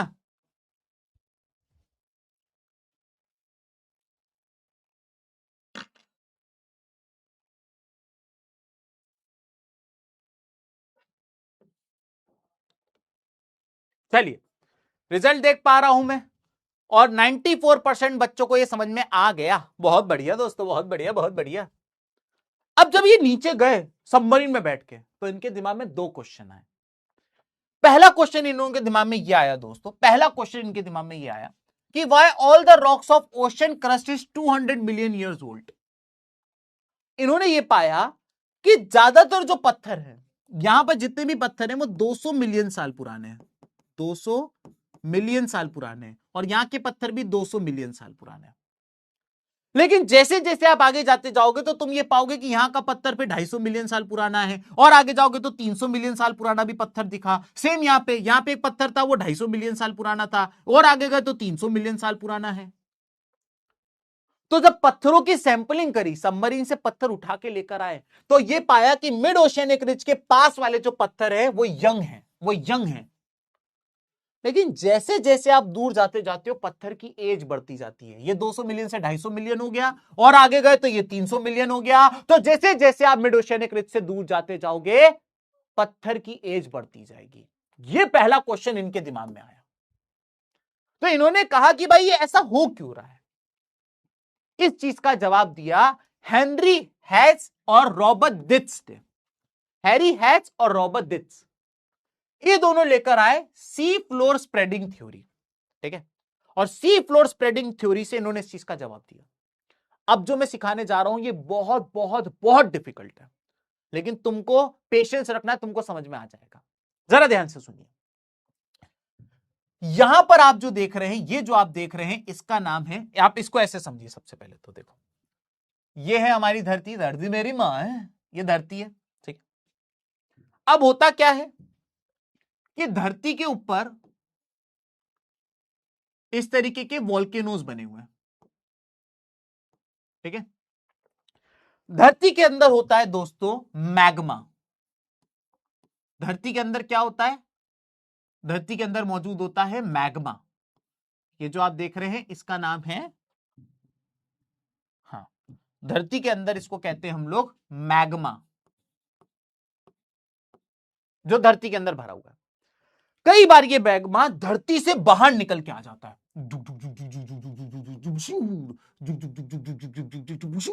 और ये मैग्मा धरती से बाहर निकल के आ जाता है फ्रॉम वॉल्केनो। जैसे ये मैग्मा धरती से बाहर निकल के आता है तब इसको हम लोग कहते हैं लावा, तब ये कहलाता है लावा। धरती के अंदर होता है तो उसे मैग्मा कहते हैं, धरती के बाहर उसको लावा कहते हैं। धरती के अंदर उसे मैग्मा कहते हैं, धरती के बाहर उसको लावा कहते हैं, ठीक है, समझ गया। अब देखो, ये जो लावा है, ये लावा निकलने वाला है यहां से, जिसे हम लोग कहते हैं मिड ओशियानिक रिज, ठीक है। अब ये जो मिड ओशियानिक रिज है, यहां से लावा निकलेगा। ये देखिए, लावा आया, लावा आया, लावा आया, लावा आया, लावा आया, लावा आया, और ये लावा जैसे ही बाहर आएगा, मिड ओशियानिक रिज से जैसे ही लावा निकल के बाहर आएगा, तो आप ये पाएंगे कि ये जो लावा है, जैसे ही ये मिड ओशियानिक रिज से निकल के बाहर आएगा, ये पानी से टकराएगा। और जैसे ही ये लावा बाहर आया आया आया आया और ये पानी से टकराया, ये तुरंत लावा जो है वो ठंडा होके पत्थर बना लेगा और यहां पे जमा हो जाएगा। ठंडा होके पत्थर बना लेगा और यहां पे जमा हो जाएगा, ठीक है, समझ गए। तो mid oceanic ridge basically crack है, और उस क्रैक में से ये लावा निकला, ये लावा निकला, लावा निकला, लावा निकला, और जैसे ही लावा बाहर आया पानी से टकराया, और जैसे ही लावा पानी से टकराएगा ठंडा हो जाएगा, और ठंडा होके यहां पत्थर बना लेगा, खत्म बात। अब फिर से लावा निकलेगा थोड़ी देर बाद। अब जो नया लावा निकलेगा, ये देख सकते हैं आप, ये जो नया लावा निकलेगा, ये नया लावा निकला, और ये भी मिड ओशियानिक रिज से निकलेगा। अब ये बाहर कैसे निकले? क्योंकि यहां तो पत्थर जमे हुए हैं, तो ये बाहर जो पहले पत्थर जमे थे उनको धक्का मारेगा, ये हट रहे, ये हट रहे, और उन दोनों को धक्का मार के खुद उनकी जगह ले लेगा, खुद उनकी जगह ले लेगा। आप देख सकते हो, ये इसने खुद उनकी जगह ले ली, और पहले वाले जो पत्थर थे उनको धक्का मार के आगे निकाल दिया, आगे बढ़ा दिया, ठीक है। अब फिर मिड ओशियानिक रिज से लावा निकलेगा, और तीसरी बार जो मिड ओशियानिक रिज से लावा निकलेगा, ये आया, ये आया, ये आया, ये आया, तीसरी बार वाला आया, ठीक है। या फिर मैं उसी तरफ बना देता हूं, ये आया तीसरी बार वाला, डिंग डिंग डिंग डिंग डिंग डिंग, लेकिन बाहर कैसे निकले? जगह ही नहीं है, क्योंकि पहले से दो लोगों ने अपनी जगह बना रखी हुई, तो वो उन दोनों को सरकाएगा, ए भाई तू उधर हो, ए भाई तू उधर हो, और वो जगह बनाएगा, और वो इधर आके खुद जमा हो जाएगा। तीसरा वाला यहां पर आके जमा हो गया, ठीक है। और वो क्या करेगा? जो पहले से मौजूद थे उनको आगे बढ़ा देगा, दूसरा वाला इधर आ जाएगा, हाँ, और सबसे पहला वाला यहां आ जाएगा, सबसे पहला वाला यहां आ जाएगा। तो आप देखते जाएंगे, जो नया पत्थर आएगा वो यहां जमा होगा, और पुराने वालों को वो आगे कर देगा। जो जो जो नया पत्थर आएगा वो यहां जमा होगा, पुराने वालों को वो आगे कर देगा, जो नया पत्थर आएगा वो यहां जमा होगा, पुराने वालों को वो आगे कर देगा। और इसी से पता चलता है, मैंने अभी तुमको थोड़ी देर पहले बताया था कि मिड ओशियानिक रिज के पास वाले जो पत्थर थे वो कम एज के थे, दूर जाने पे एज बढ़ रही थी और दूर जाने पे एज बढ़ रही थी। अब तुम यहां पे देखो, ये देखो, सब जो अभी अभी पत्थर आया नया नवेला वो यहां पर है, क्योंकि जो पुराने पत्थर है वो यहां पर है, और पुराने पत्थर और आगे, और पुराने पत्थर और आगे है। नया पत्थर यहां आता जाएगा और पुराने वालों को वो आगे पुश करता जाएगा, नया पत्थर आगे जाएगा, पुराने वालों को आगे पुश करता जाएगा। ये थी sea floor spreading theory by Harry Hess और रॉबर्ट डिट्स की। बहुत ही प्यारी थ्योरी, बहुत ही प्यारी थ्योरी। तो इस थ्योरी ने ये चीज बताई, लेकिन इस थ्योरी की दो बड़ी प्रॉब्लम, दो मेजर प्रॉब्लम थी। पहली कि वो ये नहीं बता पा रहा था कि why lava is coming out from mid oceanic ridge. तो पहली बात तो ये नहीं बता पा रहा था कि why lava is coming out from mid oceanic ridge, कि लावा आ क्यों रहा है। ठीक है, सबको समझ में आ गया कि आया, यह ठंडा हो गया, पुराने वालों को आगे पुश कर दिया, और आया, उसने पुराने वालों को और आगे पुश कर दिया, ठंडा हो गया, लेकिन ये आ क्यों रहा है। और दूसरा वो ये नहीं बता पा रहा था कि व्हाट कॉजेज अर्थक्वेक, अर्थक्वेक क्यों आते हैं ये बताइए। तो जैसा कि मैंने आप लोगों को बताया, जैसा कि मैंने आप लोगों को बताया दोस्तों, ठीक है, पहली चीज मैंने तुम लोग को क्या बताई कि ये जो सी फ्लोर स्प्रेडिंग थ्योरी थी इसके दो बड़े ड्रॉबैक थे। पहला कि मिड ओशियानिक रिज से लावा क्यों आ रहा वो ये नहीं बता पा रहा था, और अर्थक्वेक जैसी चीजें क्यों आती वो ये नहीं बता पा रहा। तो अभी तक दो थ्योरी फ्लॉप हो गई, अभी तक दो थ्योरी फ्लॉप हो चुकी है। सबसे पहली थ्योरी फ्लॉप हुई एल्फ्रेड वैगनर की। तो सबसे पहली थ्योरी जो अभी तक फ्लॉप हो चुकी है वो है एल्फ्रेड वैगनर की। और ये थ्योरी क्यों फ्लॉप हो गई ये नहीं बता पा रहा था व्हाई कॉन्टिनेंट्स मूव, ये मूव कैसे करते हैं, ये मूव कैसे हो रहा है, मूवमेंट हो कैसे रहा है। इसको बताने के लिए दूसरी थ्योरी आई, इसको बताने के लिए दूसरी थ्योरी आई, और दूसरी थ्योरी किसकी थी, हैरी हैस एंड दिएट्स की, जिसे सी फ्लोर स्प्रेडिंग थ्योरी का। इन्होंने बताया क्यों जमीन मूव करती है। नया पत्थर आता है, पानी से ठंडा होता है, वहीं जम जाता है, पुराने वालों को आगे धकेल देता है। नया पत्थर आता है, पानी से ठंडा होता है, वहीं जम जाता है, पुराने वालों को आगे धकेल देता है। ये तो इनने बता दिया, लेकिन ये लोग ये दो चीजें नहीं बता पाए कि मिड ओशियानिक रिज से आ क्यों रहा है लावा, ठीक है, लावा आ क्यों रहा है इसमें से, और दूसरी बात अर्थक्वेक क्यों आता है। ये दो चीजें ये लोग नहीं बता पाए। तो अभी तक हमने दो थ्योरी हमारी फ्लॉप हो गई, एक वैगनर की थ्योरी फ्लॉप हो गई और एक हैरी हैस और दिट्स की थ्योरी फ्लॉप हो गई। इतना समझ में आया तो एक बार सारे बच्चे पहले इतने में थम्स अप देकर बताओ, तभी मैं आगे बढ़ूंगा। इतना आ गया हो तो एक बार थम्स अप दे दो।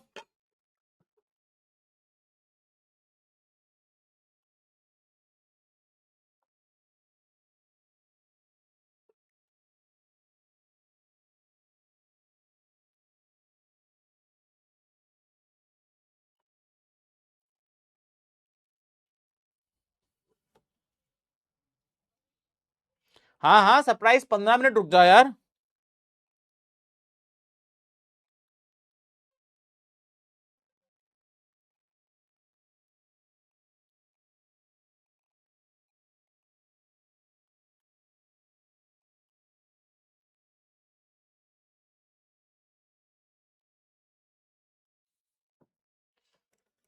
हम्म,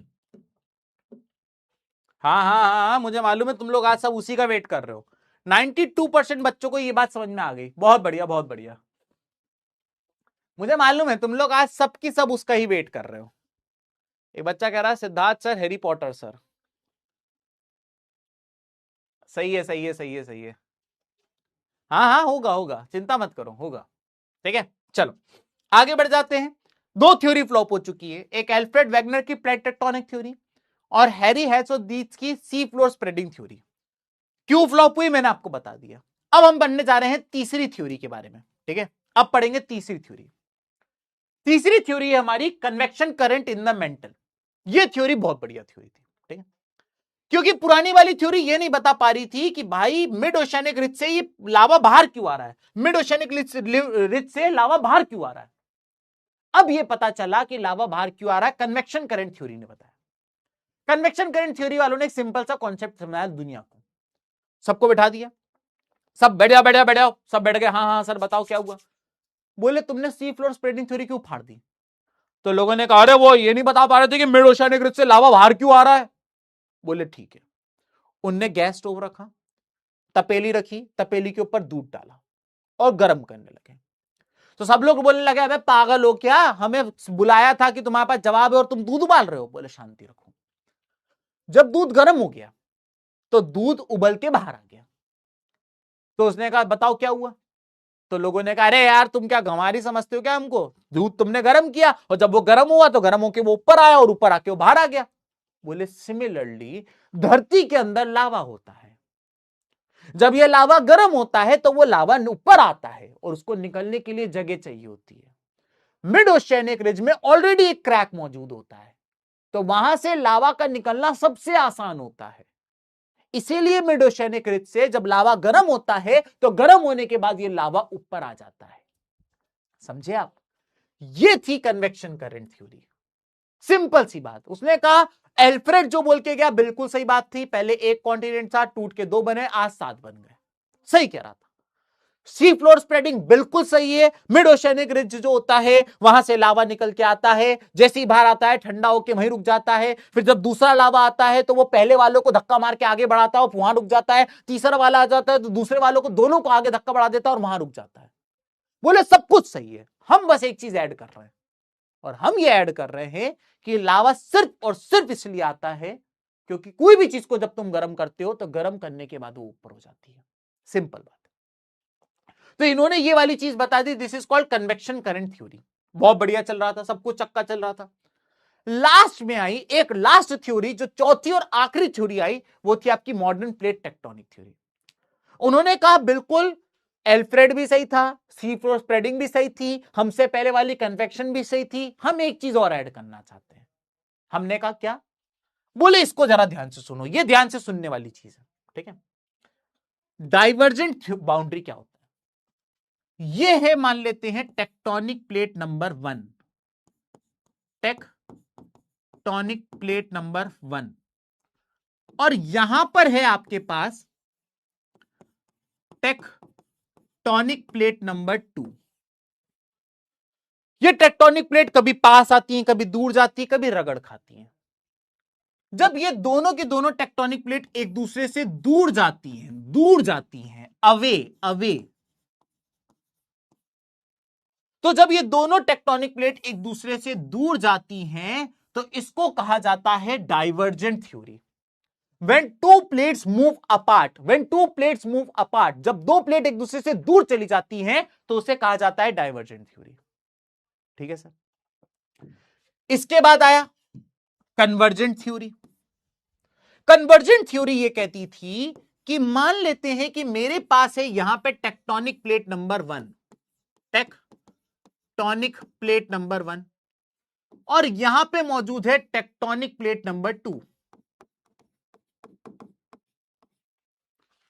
अगर दोनों टेक्टोनिक प्लेट एक दूसरे से दूर जा रही है इट इज कॉल्ड डाइवर्जेंट, लेकिन अगर दो टेक्टोनिक प्लेट एक दूसरे के पास आ रही हैं then it is called convergent. अब जब दो टेक्टोनिक प्लेट एक दूसरे के पास आएंगी तो टकराएंगी, बूम।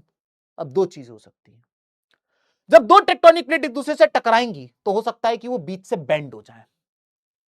ठीक है, तो या तो हो सकता है कि वो बेंड हो जाए और या तो ये हो सकता है कि वो क्रैक ही हो जाए। अगर दोनों एक दूसरे से बेंड हो गई तो इसे कहा जाता है फोल्डिंग। टकराने के बाद अगर एक दूसरे से दोनों बेंड हो गई तो इससे कहा जाता है फोल्डिंग। लेकिन अगर टकराने के बाद वो टूट गई, क्रैक हो गई, तो इसे कहा जाता है फॉल्टिंग। फॉल्टिंग। तो जब दो टेक्टोनिक प्लेट एक दूसरे से टकराएंगी और टकराने के बाद अगर वो बेंड हो जाती हैं तो इट इज कॉल्ड फोल्डिंग, और टकराने के बाद एक दूसरे से क्रैक हो जाती है then it is called faulting. अब आपको समझ में आया what is folding, what is faulting.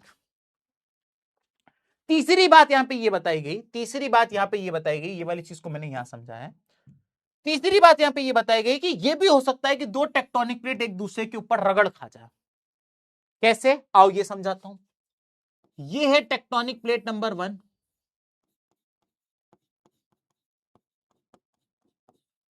और ये है आपके सामने टेक्टोनिक प्लेट नंबर 2।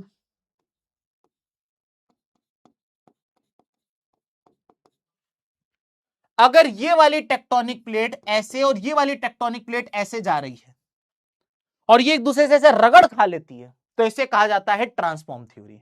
इसे कहा जाता है ट्रांसफॉर्म थ्योरी। तो बस मॉडर्न प्लेट टेक्टोनिक थ्योरी में यह कहा गया पिछले वालों ने जो बोला सब कुछ सही था, पिछले वालों ने जो बोला सब कुछ सही था। बस हम एक बात और बता रहे हैं कि टेक्टोनिक प्लेट मूव करती हैं, कभी एक दूसरे से पास आती हैं, कभी एक दूसरे से दूर जाती हैं, कभी एक दूसरे से रगड़ खाती हैं, कभी एक दूसरे के पास आती है, कभी एक दूसरे से दूर जाती है, कभी एक दूसरे से रगड़ खाती हैं। जब दोनों एक दूसरे के पास आए इट इज कॉल्ड कन्वर्जेंट, जब एक दूसरे से दूर जाए इट इज कॉल्ड डाइवर्जेंट, एक दूसरे से रगड़ खाएं then it is called transform. बस जब एक दूसरे के पास आती हैं, जब एक दूसरे से इस तरीके से टकराती हैं तो दो चीजें हो सकती हैं, या तो टकराने के बाद एक इस तरीके का फोल्ड बन जाएगा तो उसे कहा जाता है फोल्डिंग, लेकिन जब टकराई और अगर मान लीजिए टकराने के बाद क्रैक हो गई तो उसे कहा जाता है फॉल्टिंग। खत्म बात। ठीक है, तो यहां पे मैंने आपको तीनों टेक्टोनिक प्लेट के मूवमेंट के बारे में बता दिया। अगर आपको तीनों थ्योरी अच्छे से समझ में आ गई तो एक बार सारे बच्चे चमका लिख के दिखाओ। अगर तीनों समझ में आ गई तो एक बार सारे बच्चे चमका लिख के दिखाओ। तीनों आ गई तो चमका लिख के दिखाओ।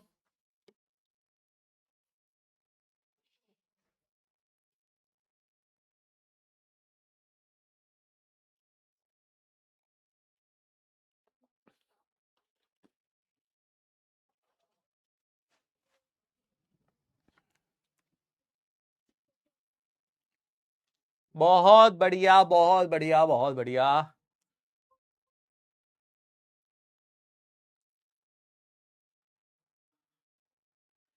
सारे बच्चों को समझ में आ गया। बेहतरीन, बेहतरीन। चलो एक क्वेश्चन इसका जवाब दो। The theory of plate tectonic was proposed by, plate tectonic theory किसने दी थी बताओ। आपका समय शुरू होता है अब। देखो बच्चों एक बात मैं आपके साथ बहुत क्लियर कट करूंगा कि मेरे लिए 9th क्लास के आप बच्चों से ज्यादा इंपॉर्टेंट कुछ नहीं है। आप लोगों का मैंने पूछा, आपने कहा सर रिवीजन चाहिए, मैं आपके लिए रिवीजन सेशन ले आया हूं। As a matter of fact अभी हम लोगों ने एक मंथली गाइडेंस सेशन किया था कुछ बच्चों को, उसमें 40 बच्चे थे। उन 40 में से करीब 33 बच्चे ऐसे थे जो मुझसे एसएसटी पढ़ते थे। मैंने उनसे पूछा क्या प्रॉब्लम आ रही है, तो सबका एक ही प्रॉब्लम था, बैकलॉग हो गए। उन बच्चों की और आप बच्चों की बात को ध्यान में रखते हुए बैकलॉग किलर सीरीज लेकर आया हूं। अब आपने करना क्या है कि बस आपने ये क्लासेस अटेंड करनी है। ये क्लासेस आपके लिए रखी जा रही है। मैं अटेंडेंस चेक करूंगा आज क्लास की, और मुझे सारे बच्चों की अटेंडेंस चाहिए। अगर नहीं है तो आप अपने बच्चों दोस्तों को लेकर आइए कि चल सिद्धार्थ से रिवीजन करा रहे हैं, चल ये वापस नहीं आएगा रिवीजन, ये रिवीजन अब वापस नहीं होंगे। ठीक है, तो प्लीज थोड़ा सा सिंसियर होने की जरूरत है। अगर आपका कोई क्लासमेट है जो मुझसे पढ़ता है उसको लेकर आओ, है ना। आप देख रहे हो मैं पूरा पूरा फिर से पढ़ा रहा हूं, ठीक है, तो गलती नहीं करना। चलो भाई ये क्वेश्चन तो बहुत ही इजी है। अरे यार ये आरडीएक्स सर कहां से आ जाते हैं, एक तो ये यार ये हर जगह पहुंच जाते हैं यार। ये अरे मैं छुट्टी पे गया था वहां पे भी सब घी पी लो घी पी लो ही लगे हुए थे। आरडीएक्स सर यार दोस्त माफ कर दो, मुझसे गलती हो गई, मैंने गलत पंगा ले लिया आपसे। आइजैक न्यूटन नहीं, Alfred Wegener is the right answer, C is the right answer. Plate tectonic theory इन्होंने दी थी। ठीक है, चलिए तो मैं देख पा रहा हूं 86% बच्चों ने सही जवाब दिया है। ये हमारा लीडर बोर्ड है जिसमें रेहान, आयुष, अभिनंदन, अंशु, राजेश, हिमांशु, प्रीतेश, अनिकेत, उज्जवल और सुब्रत द्विवेदी है टॉप 10 में। चलिए तो ये हो गया पहला क्वेश्चन हमारा। ठीक है, आगे बढ़ जाते हैं। अगले क्वेश्चन पे जा रहे हैं। ये अगला question, a boundary where plates move apart apart apart. चलो इसका जवाब बताओ।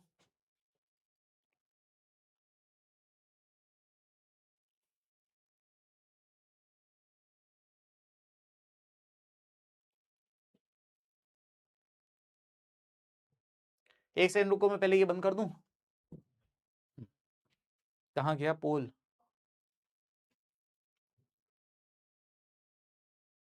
एक मिनट रुको पहले, यार ये बहुत दिक्कत देता है आजकल मुझे। चलिए, इसका क्या सही जवाब होगा?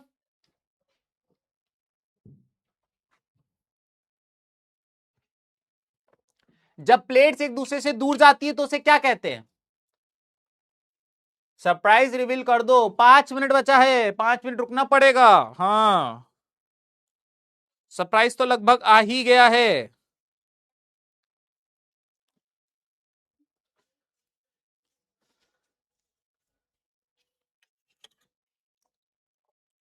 बताइए, जब प्लेट्स एक दूसरे से दूर जाती हैं तो उसे क्या कहा जाता है?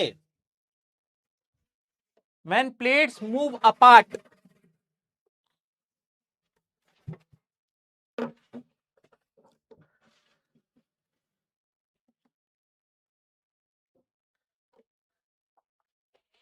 ठीक है, सिंपल सी बात थी। मैंने आपसे कहा था कि जब प्लेट्स एक दूसरे के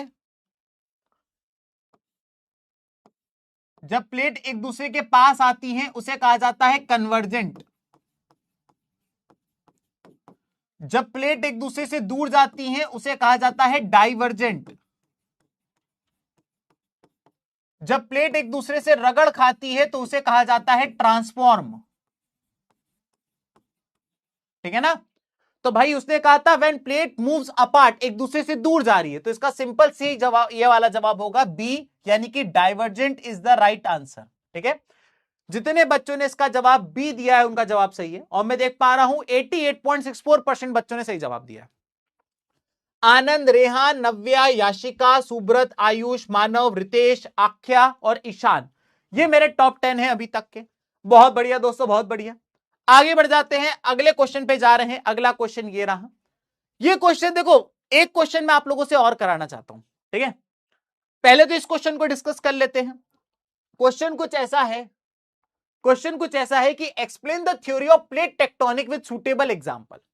ठीक है, सूटेबल एग्जांपल।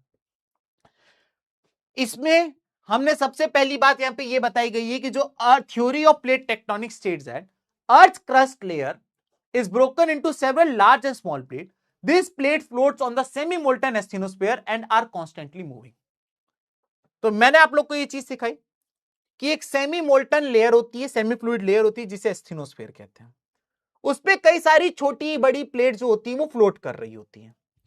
तो एस्थेनोस्फीयर के ऊपर जो लेयर फ्लोट कर रही होती है उसे लिथोस्फीयर कहते हैं।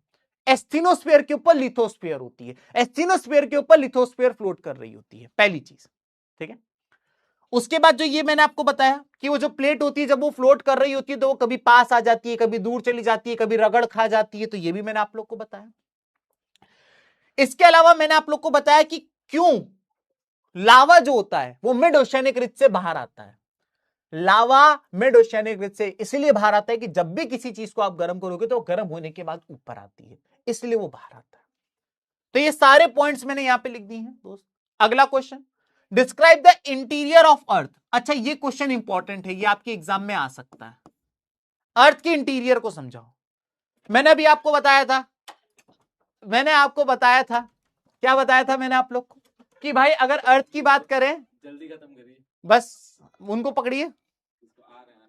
हाँ, तो जैसा कि मैंने आपको बताया था कि अर्थ की टोटल 4 लेयर है, crust, mental, outer core, inner core, है ना।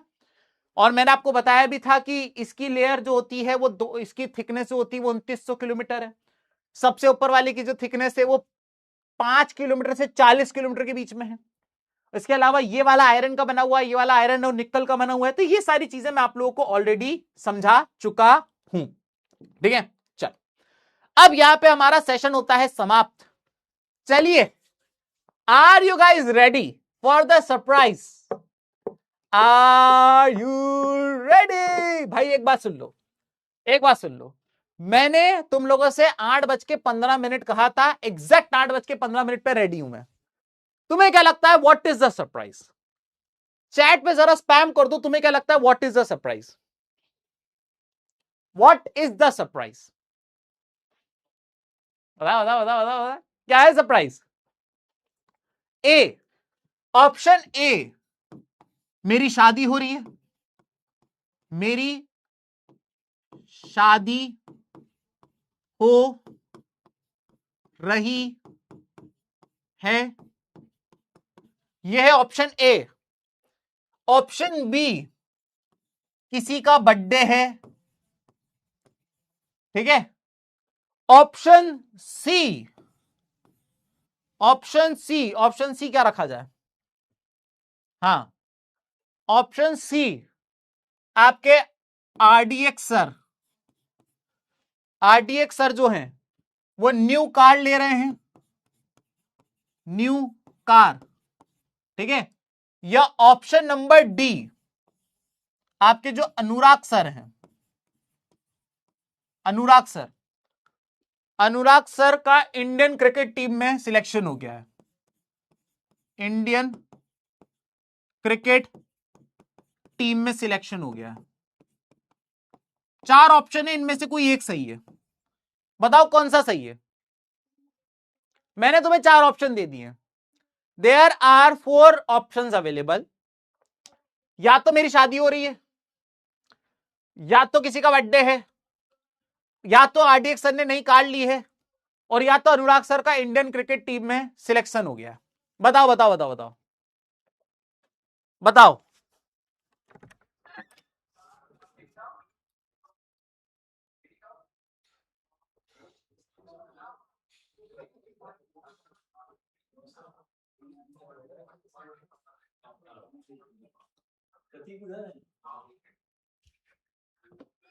बताओ इसका सही जवाब क्या हो सकता है? 4 ऑप्शन अवेलेबल हैं आपके पास, 4 ऑप्शन अवेलेबल है। जब तक मुझे सही जवाब नहीं मिलेगा मैं नहीं जवाब दूंगा। सोच सोच के बताओ, सोच सोच के बताओ। तुम बोलो तो मैं सरप्राइज लेकर आता हूं, तब तक तुम लोग गाना सुन लो कोई सा, तब तक तुम लोग गाना सुन लो कोई सा, ठीक है।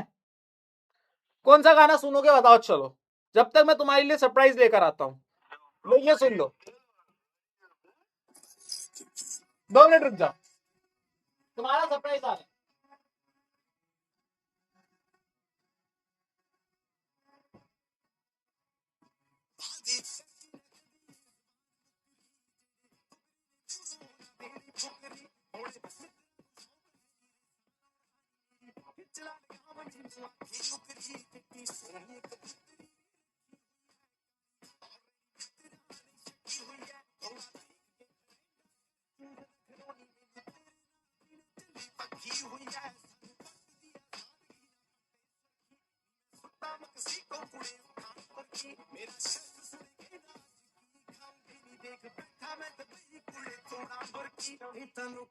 ਚੱਲਿਆ ਨੀ ਲੱਕ ਲੱਗਿਆ ਮੇਰਾ ਕਿੰਨੀ ਯਾਰੀ ਧਰਤੀ ਨਾ ਨੱਕ ਲੱਗਿਆ ਜਦੋਂ ਸੀ ਸ਼ਾਈਨ ਕਰਦੀ ਪਤਾ ਲੱਗਦਾ ਕਿ ਭਾਈ ਲੱਕ ਲੱਗਿਆ ਦੇਖ ਦੇਖ ਲਿਪ ਵੀ ਸਾਮਾਨ ਵੀ ਕਰੇ ਨਾ ਕਰੇ ਤੈਨੂੰ ਪਤਾ ਹੋ ਜਦੀ ਨਾ ਯਾਰ ਨਾ ਮੈਂ ਮੇਰਾ ਨਿਕਾਲੀ ਆਇਆ ਪਾਜੇ ਨੂੰ ਕਰਦੇ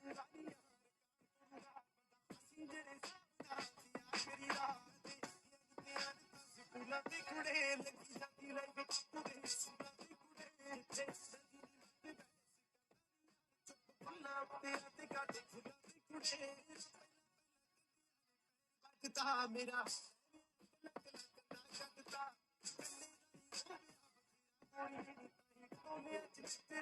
कितना गाना सुनोगे? कितना गाना सुनोगे यार, कितना गाना सुनोगे?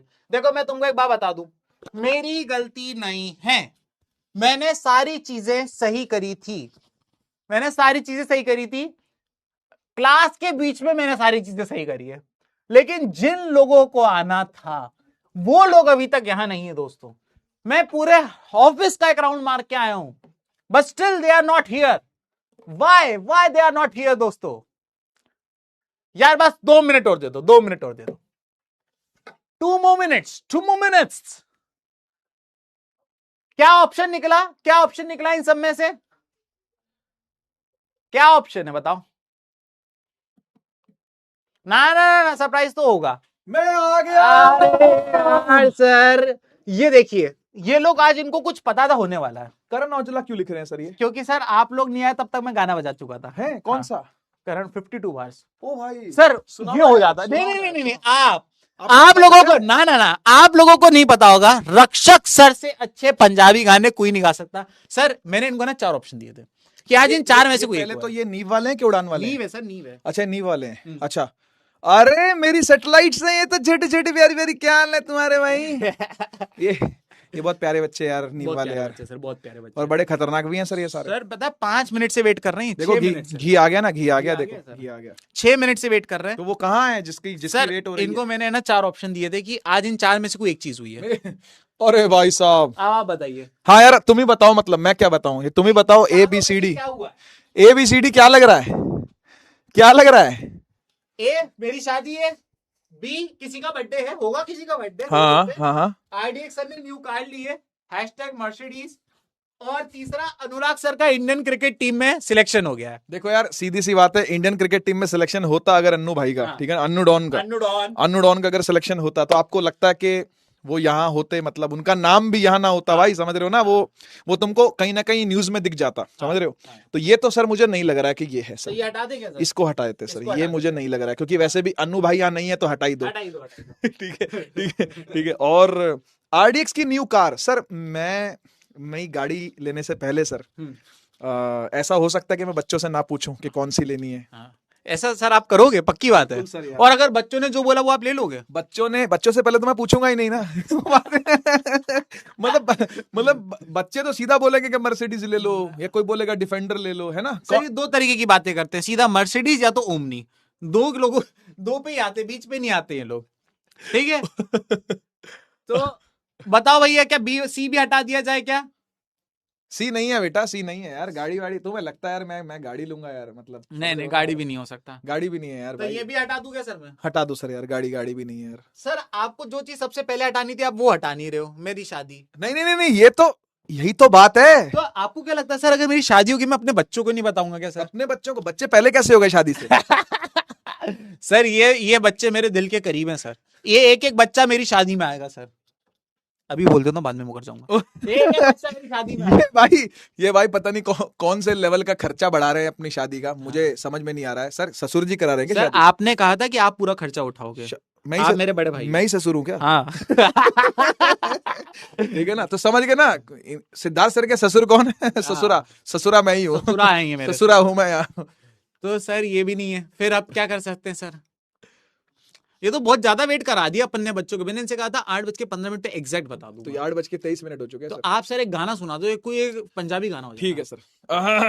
कौन सा पंजाबी, कौन सा सुनाना है? कुछ भी सुना दो। लिरिक्स खोल दो फटाफट, जल्दी से लिरिक्स खोल दो भाई। कौन सा गाना सुनोगे पंजाबी बता दो फटाफट। करण औजला का कौन सा सुनना है? करण औजला सर। करण औजला का बोल रहे हैं बच्चे, तो सर कौन सुनना है करण औजला का? Wavy on top winning speech. नहीं यार, थोड़ा सॉफ्ट गाना है यार। गले की ना अभी 3 बजे से क्लास ले रहा हूँ ना, थोड़ी बैंड बजी पड़ी है। आप ही बताओगे सर, ये तो प्लेलिस्ट खुली हुई है।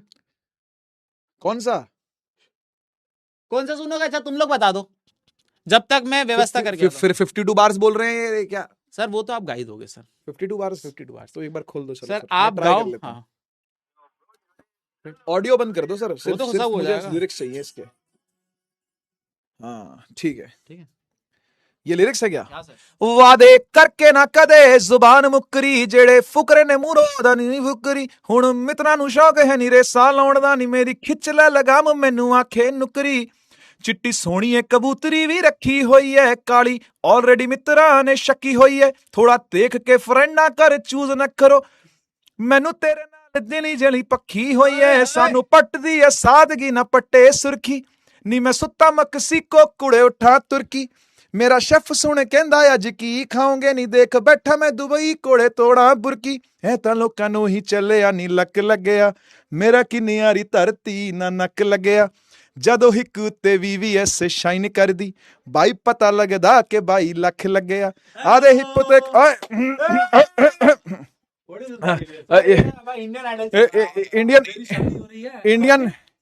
इंडियन क्रिकेट टीम के इंडियन क्रिकेट टीम के सदस्य आ गए हैं। मैं कुछ नहीं कह रहा था, मैं तो कमेंट्री कर रहा था सर क्रिकेट की। नहीं कोई गाना नहीं, कोई गाना नहीं। सॉरी यार बच्चा पार्टी यार, नहीं इंटरप्ट कर दिया शायद। नहीं सर, नहीं सर, नहीं यार हो जाए यार, नहीं दोबारा से रिक्वेस्ट कर दो, हो जाए हो जाए फिर से हो जाए शुरू से। यार ये थोड़ा मुश्किल गाना है यार, सांस अटक रही है भाई। आप वो लगा दो यार, वो कौन सा गाना है? ब्रेथलेस भी गा देते हो तुम। नहीं, ये अंडर वाटर भी पानी गाना गा देते हैं भाई। सर 295 बोल रहे हैं बच्चे सिद्धू मूसेवाला का। 95, हाँ यार गा दे यार, वो भी अच्छा गाना, ये तो पसंद है। सांस फूल जाता है यार ऐसे गाने गाते हुए भाई। कोई नहीं सर बच्चा आप लोग का कब से वेट कर रहा है? उम्र हो रही है यार, तुम्हें पता ही है, 12 साल का एक्सपीरियंस जानते हो ना तुम। 10 ਪੁੱਤ ਤੇਰਾ ਹੈਡ ਡਾਊਨ ਕਾਸ ਤੋਂ, ਚੰਗਾ ਭਲਾ ਹੱਸਦਾ ਸੀ ਮੋਹਨ ਕਾਸ ਤੋਂ, ਆ ਜਿਹੜੇ ਦਰਵਾਜ਼ੇ ਵਿੱਚ ਵੋੜ ਚੱਕੀ ਖੜੇ ਆ, ਮੈਂ ਚੰਗੀ ਤਰ੍ਹਾਂ ਜਾਣਦਾ ਆ ਕੌਣ ਕਾਸ ਤੋਂ। ਕੁਛ ਇੱਥੇ ਚਾਂਦੀ ਚਮਕਾਉਣਾ ਚਾਹੁੰਦੇ ਨੇ, ਕੁਛ ਤੈਨੂੰ ਫੜ ਥੱਲੇ ਲਾਉਣਾ ਚਾਹੁੰਦੇ ਨੇ, ਕੁਛ ਕਹਿੰਦੇ ਆਏ ਇੱਥੇ ਭੁੱਖੇ ਫੇਮ ਦੇ, ਨਾਮ ਲੈ ਕੇ ਤੇਰਾ ਅੱਗੇ ਆਉਣਾ ਚਾਹੁੰਦੇ ਨੇ। ਮੁਸੀਬਤ ਤਾਂ ਮਰਦਾ ਤੇ ਪੈਂਦੀ ਰਹਿੰਦੀ ਏ, ਦੱਬੀ ਨਾ ਤੂੰ ਦੁਨੀਆ ਸਵਾਦ ਲੈਂਦੀ ਏ, ਨਾਲੇ ਜਿਹੜੇ ਰਸਤੇ ਤੇ ਤੂੰ ਤੁਰਿਆ, ਇੱਥੇ ਬਦਨਾਮੀ ਆਏ ਰੇਟ ਮਿਲੂਗੀ, ਨਿਤ ਕੰਟਰੋਵਰਸੀ ਕ੍ਰੀਏਟ ਮਿਲੂਗੀ, ਧਰਮਾਂ ਦੇ ਨਾਮ ਤੇ ਡਿਬੇਟ ਮਿਲੂਗੀ, ਸੱਚ ਬੋਲੇਗਾ ਤਾਂ ਮਿਲੂ 295, ਤੇ ਕਰੇਗਾ ਤਰੱਕੀ ਪੁੱਤ ਹੇਟ ਮਿਲੂਗੀ। क्या बात है यार, वाह वाह अरे वाह, ले आओ सब हो गया, बस एक चीज रह गई। ये टैलेंट मैंने यार नींव वालों से छुपा के रखा था अभी तक सर। अच्छा आज रिवील कर दिया क्या? मैंने सोचा था कि यार नींव वालों को मैं गाने सुनाऊंगा, लेकिन सही समय आने पर सुनाऊंगा। क्या बात है, लेकिन आज ये सही मौका है यार। आज ये हाँ आज तो बड़ा अच्छा मौका यार। ये केक आया हुआ है और केक है अनु। अच्छा मैंने अपनी क्लास में बता दिया तुम लोग को, नीव की क्लास चल रही है ना, नींव की चल रही है तो पहली क्लास तो मेरे साथ थी बच्चों की, तो और बता दिया आपने क्लास के एंड में कुछ तो बताया था मैंने तुम लोग को, नहीं बताना था क्या? जल्दी से बता दो भाई, मैं हर एक सीक्रेट रिवील क्यों कर देता हूँ? जल्दी से बता दो भाई, क्या क्या सीक्रेट था वो? ओहो आइए आइए सर, वेलकम। तो भाई प्रतीक सर आ गए हैं आपके बीच में। हेलो बोलो सर प्रतीक सर। सब लोग जल्दी जल्दी मुझे बर्थडे विश करो, एकदम स्पैम कर दो, birthday Jamuna OP Jamuna OP. Sir Prateek sir आज आप कितने बड़े हो गए सर? मैं अभी तो इतना ही बड़ा हूँ। ये क्या है? AI है इनमें से। मेरा बर्थडे भाई, मेरा बर्थडे। इनमें से कोई AI है भाई? सच बताओ किसका बर्थडे है? मेरा बर्थडे है भाई। दिमाग हैंग हो गया ये क्या चल रहा है भाई? मेरा बर्थडे है, देखो फेस आईडी में मेरे से खुल रहा है, फोन मेरे से खुल रहा है, मेरा बर्थडे। मेरा फोन आपसे कैसे खुल रहा है? मतलब मेरा वाला फोन, मेरा फोन मेरे से खुल रहा है। अरे मतलब मेरा बर्थडे। अरे अपना फोन तो अपने से ही खुलेगा ना यार। नहीं मेरा, अरे मेरा बर्थडे है। ये बताइए आप दोनों ट्विंस हो क्या? नहीं मेरा बर्थडे, मैं ओरिजिनल हूँ। आप दोनों में से AI कौन है? ये AI, मैं ओरिजिनल है भाई। देखो मैं ओरिजिनल हूँ। किसी के कान में हीरा, मेरे भी है। अबे नहीं आपको निशान याद है क्या? कोई और मुझे आओ सर, आ जाओ गुरुजी आ गए। अरे आ जाओ सर, प्लीज सर। नहीं मैं ओरिजिनल हूँ भाई। ये हैप्पी बर्थडे भाई। ये बस मैं ओरिजिनल हूँ सर, आप बताओ ना। मैं ओरिजिनल भाई, मैं ओरिजिनल हो क्या रहा है? ये फा मोमेंट हो गया यार, समझ में नहीं आ रहा है। जो लोकल होता है वही ओरिजिनल चिल्लाता है। अरे चलो एक काम करते हैं, कंप्यूटर का एक छोटा सा क्विज कर लेते हैं सर। ये अच्छा है। गड़बड़ हो रहा है, गड़बड़। ये बढ़िया लगा। ठीक है, क्वेश्चन भी मैं ही पूछूंगा। मैच कर लिया। मैं ही पूछूंगा। बस थोड़ी सी हवा भर गई है इनमें, ऐसा लग रहा है प्रतीक। हाँ नहीं भाई, मैं ही ओरिजिनल हूँ। अब मैं क्वेश्चन पूछूं एक?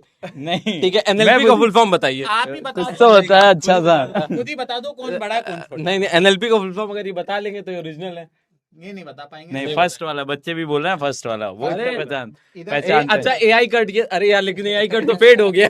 मेरा खुद यहाँ से देखो फेड हो गया। अरे यार फेड हो गया। कोई अभी तो वो मेरा बचपन फेड का हो बात गया। तुम्हारा- चलो, तुम्हारा बता दो। दोनों लोग- प्रतीक सर, आप ही बता दो कौन यार असली है। मैं ही देखो ओरिजिनल हूँ ये- बेटा। AI ये पहचानता है, ये देखो ये आ मेरे जाओ, आ हाथ जाओ। में। ठीक ये है। है हमारे प्रतीक सर का और बर्थडे हमारे है। प्रतीक सर का birthday ये है आपके प्रतीक सर और मैं AI हूँ। चलिए सारे सर, बच्चे chat Thank में you, happy thank you. birthday Prateek sir लिख दो। Thank you thank you sir, thank आज यू। आपका बर्थडे है, आपके लिए हम लोग केक वेक लेकर आए हैं। शुक्र है बर्थडे है आज। बर्थडे है यार, हैप्पी बर्थडे। मंडप में लड़ाई हो जाती तो तो ये ए वाला भी हम लोग हटा देते हैं यार, है ना, सिर्फ बी ही रह गया, बी फॉर बर्थडे। अरे तो यार जल्दी से विश कर दो सर को। हैप्पी बर्थडे यार प्रतीक भाई। Thank you sir. अरे वाह, मैनी मैनी अरे congratulation. Father of computer. Father of Charles computer Babbage का क्या हुआ? चार्ल्स बेबेज को सर, बेदखल कर दिया गया। चार्ल्स बेबेज का ही पुनर्जन्म है सर ये। पुनर्जन्म, ओ ये चार्ल्स है, ये बेबेज है। एआई जनरेटेड चार्ल्स बेबेज है क्या? आओ एक फोटो हो जाए, ग्रुप फोटो हो जाती। चलो बस सर फिसल ना जाए। बस, भाई बस, भाई खाना भी है भाई, सारा खिलाना नहीं है, हमने भी खाना है। अच्छा देखो NLP को फुल फॉर्म बच्चे बताने लगे, बच्चों को भी पता है, बच्चे स्मार्ट है। बच्चे स्मार्ट है सर। बहुत smart पर ये सर जमुना का क्या राज है वो तो बता दो। यार ये तो क्या जमुना किनारे नहाते थे क्या? या जाते थे, क्या था? नहीं नहीं सर आज तो बता आप दो। तो जमुना पार से हो ना।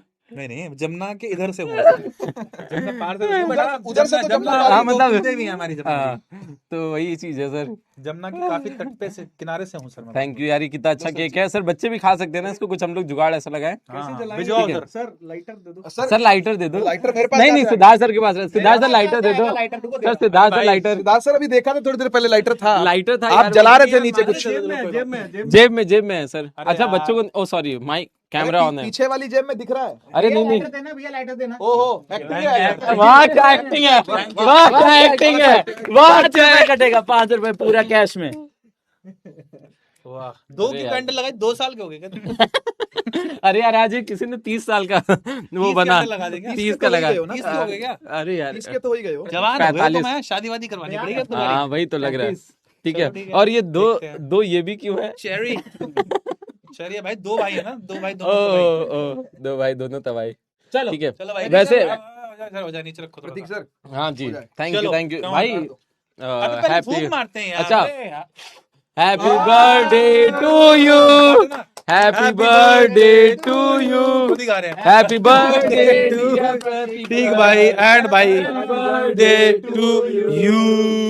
ये लो सर। पहले पहले अरे भाई, अरे भाई, अरे भाई, सबसे बड़े, सबसे बड़े। सर सर अरे यार, डिसेंडिंग थैंक यू भाई, थैंक यू। अरे गुरु जी, अरे गुरु जी। AI को तो खिला दो भाई। लो भाई, जिसका बर्थडे है वो भी खा ले थोड़ा सा। AI को तो खिला दो भाई। AI सगे को तो खिला दे। ये सौतेला बर्ताव क्यों? क्या राज है इसके पीछे? जो बेचारा केक मंगाया उसको भी खिला दूं। हाँ यार, सिद्धार्थ भाई, आप लोग भी खाओ एकदम। देखो आ गया sir, happy birthday. Siddharth sir की क्लास हमने हाईजैक कर ली है। बर्थडे मनाने बर्थडे बन रहा है। इन्होंने इतनी स्पेशल अपीयरेंसेस हो जाएगी। हाँ, ये इतने सारे लोग का नहीं पता था। ऑप्शन क्या चल रहे थे ये बताइए, किसकी उसकी शादी हो रही थी, क्या हो रहा था? मतलब अच्छा, उसमें गाने में पहले नहीं, गाने में नहीं। तो बहुत कुछ और भी कुछ हुआ है क्या? हाँ बहुत कुछ कुछ तो कहानी। ओह, थैंक यू दोस्तों, थैंक यू बच्चों लोग, मुझे बहुत अच्छा लगा आप लोग जो है मेरा बर्थडे मनाए। हाँ यार, हाँ थैंक मुझे यू। सौभाग्य। सुगा सुगा नहीं, सारे बच्चे एक स्क्रीनशॉट ले लो। प्रतीक सर का बर्थडे है, इंस्टाग्राम फ्लड कर दो। हैप्पी प्रतीक सर की बर्थडे story के साथ प्रतीक से- sir, to the man, to the myth, to the AI, दोनों। ले लिया, लेट्स गो। ठीक है, ठीक है, टैगिंग रुकनी चाहिए। ठीक है। चलो भाई, चलो। और सर इन लोग को सिद्धार्थ सर बोल रहे थे कि आप लोग के लिए पार्टी का भी पूरा जुगाड़ किया गया, और पार्टी घी वाली पूड़ी रहेगी। हाँ, घी का हलवा और घी की कैसे पूड़ी। भूल सकते हैं ठीक है, हम कैसे भूल सकते हैं? इम्पोर्टेंट घी। हाँ तो ये दो चलो यार, बहुत मजा आया आज आप सबके साथ मिल करके। फेस पे केक लगा दो यार। फेस पे केक लगा दे पूरा। नहीं नहीं नहीं क्या रहे कमेंट? नहीं, अरे नहीं नहीं अरे हमको खाने हैं यार। अब तू भाग, अब तू भाग। नहीं ना ना ना ना ना। प्रतीक भाई की चाय पे गुलाल मंगाता हूँ अभी लगाने के लिए। चलो बाय बाय। चलो बच्चा, Bye बाय, bye, हम bye लोग bye। जरा थोड़ा सा केक खा ले, तुम लोग एंजॉय करो। आओ, गुड इवनिंग। बच्चे कह रहे स्क्रीनशॉट रिस्ट्रिक्टेड है। सही तो कह रहे हैं। तुम कब पे हो? और कब करेगा? क्या पता वो बोले भाई अभी मत करना।